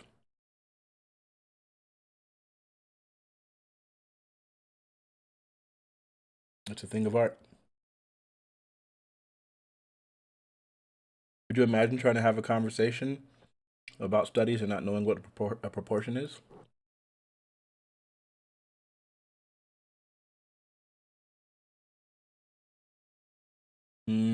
Blue Barrymore, don't start doing that. When you start doing 1 out of 7 and 1 out, he doesn't understand proportions.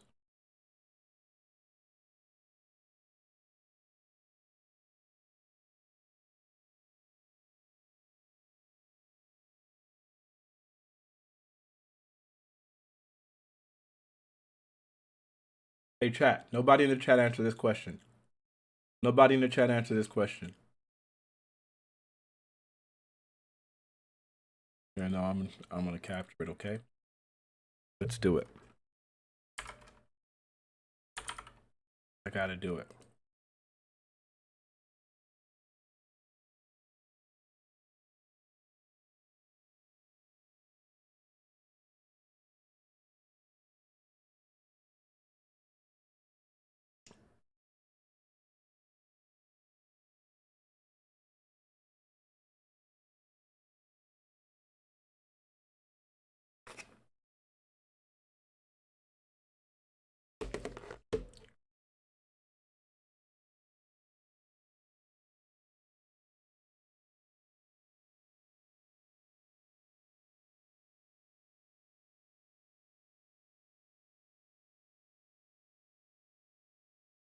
Hold on, I'm still drawing it out.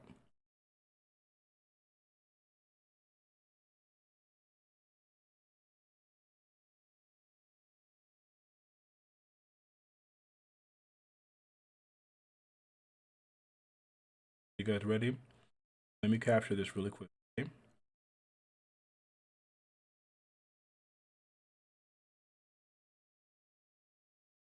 Do it through mon.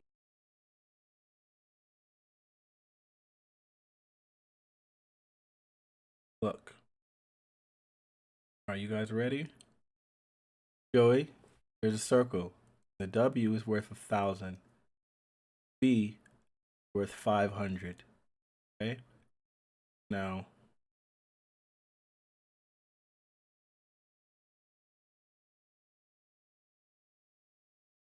$300. So we'll say 300 of these B's are failures. Yeah. Or yeah, 300 of these B's.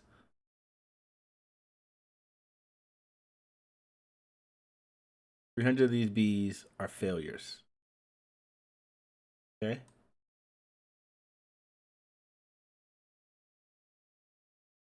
And 350 of these W's fail. Okay.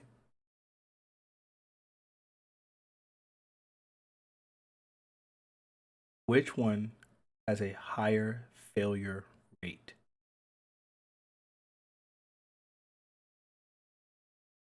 Which one has a higher proportion of failures? That's the question. Which one of these two things? B have a higher proportion of failures, or does W have a higher proportion of failures? Joey, answer that question for me.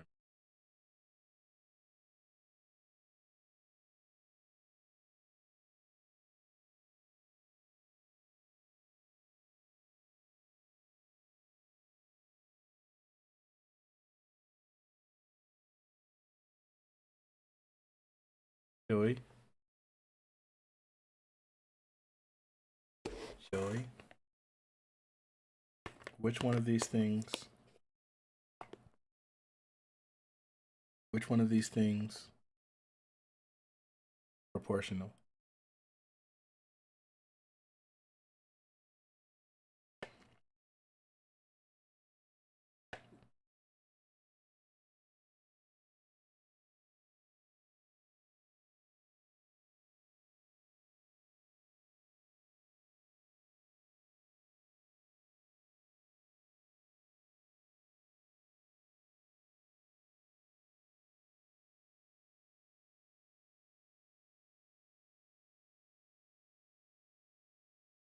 It looks like B. You guys. He's finally gotten it.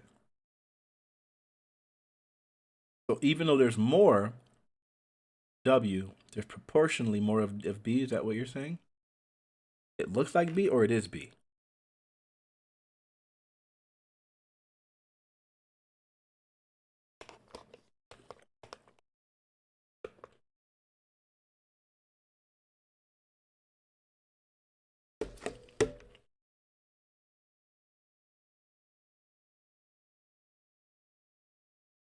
Okay. Then let's get to the original point that I had been making all those years ago that you couldn't follow.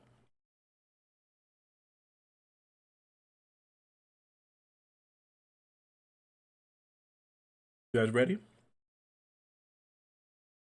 If they're saying that blacks are getting brutalized by police officers at disproportionate rates, even though they're less likely to resist, would that be a problem? It's fine. No, it's fine. I'm sorry. You're right. Maybe I misunderstood. So if blacks were being brutalized at disproportionate rates, despite being less likely to resist arrest, would that be a problem?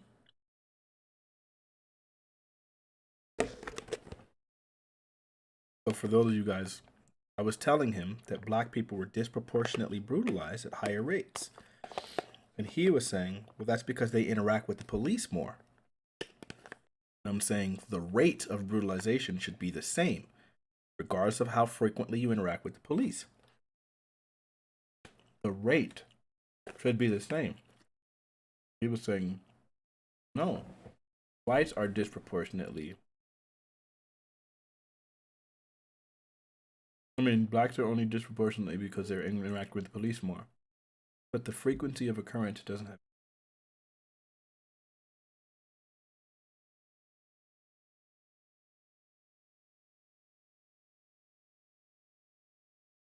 He couldn't get that.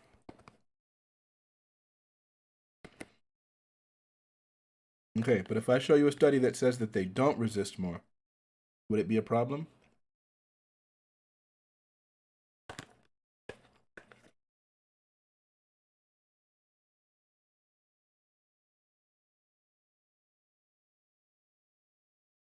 Like I promise you, it's not just a flex. It's that he really couldn't understand that, so when we couldn't really get into the depth of what the argument was.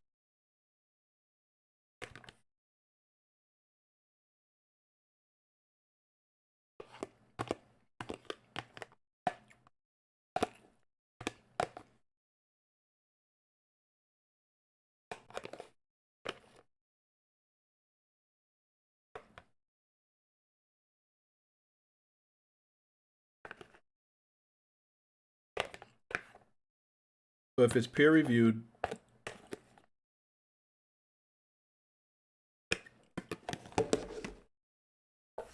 okay. I gave you a valid source, but I can find you one really quick.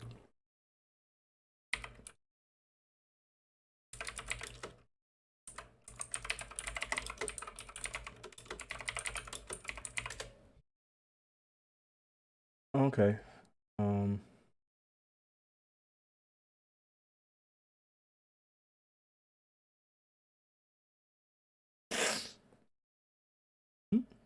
Okay, here we are.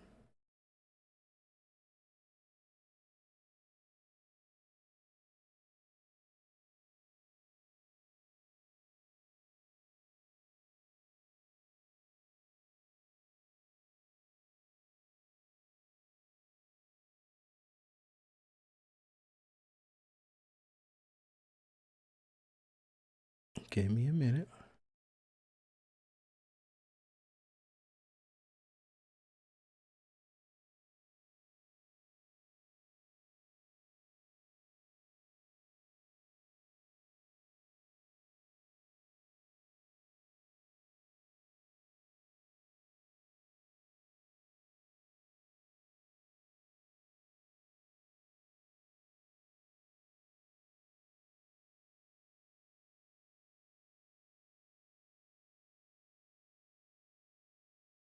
Different one. Let's find a different one.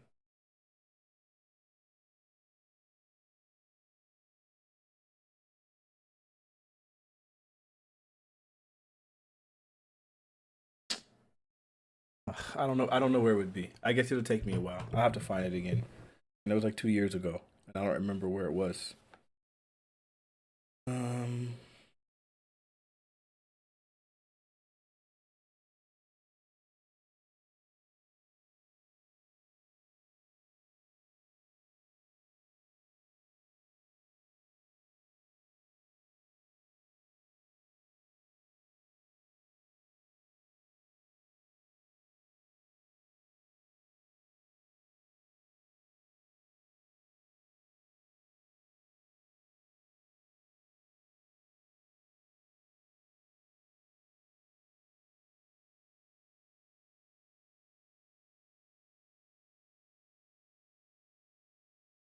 This was a place, and the data is here. I gave you this. I can you know how to find it. I have to find it.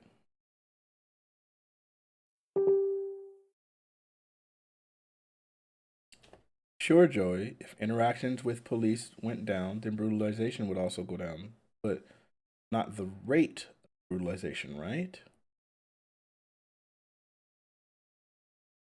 Oh, just Ponzi's definitely just misunderstanding proportions. We had done this like for so many years. This is the first time I took the time to draw this out, Pons, and he still doesn't feel very comfortable saying it because he won't own it like fully. But I literally just drew this out for him, like, hey, the W is 1,000, B is 500. Black people have 300 fails, and whites have 350 fails. So which one of these proportionally have more? And in the past, he's always said whites.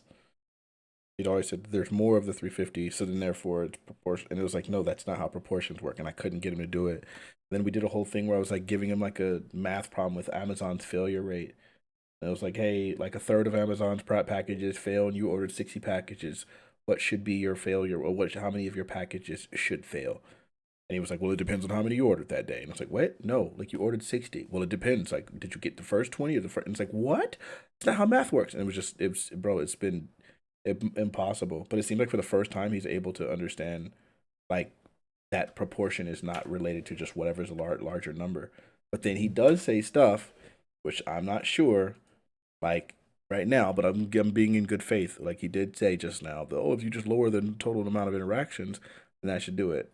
But that shouldn't lower proportionally how many brutalizations, right?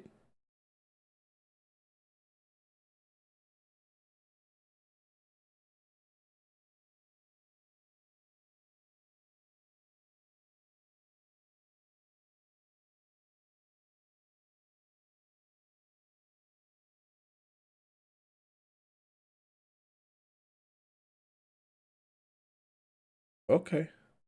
Okay. That sounds freaking amazing. So that means when I find this study, or when I find out where this data was, maybe it's going to be an all. No, not that. Wait.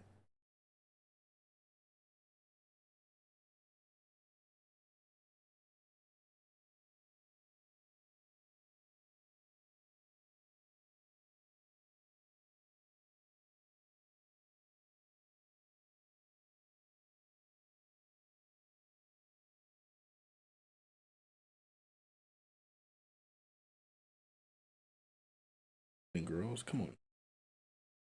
Do that. Oh, gosh.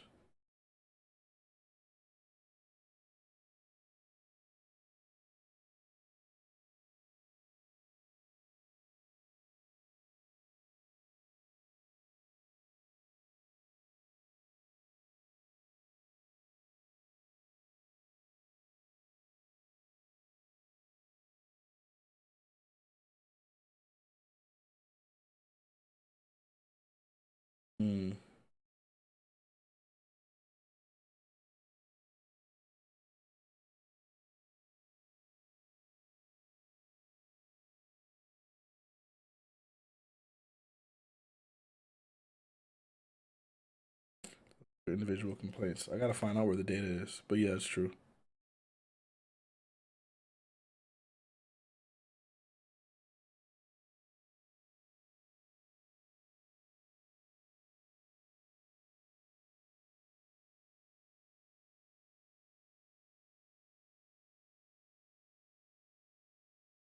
Hey, I got Bible study, y'all. See me on Twitch, okay? I'm about to like go back to Twitch and I'm gonna try to stay awake. Tired.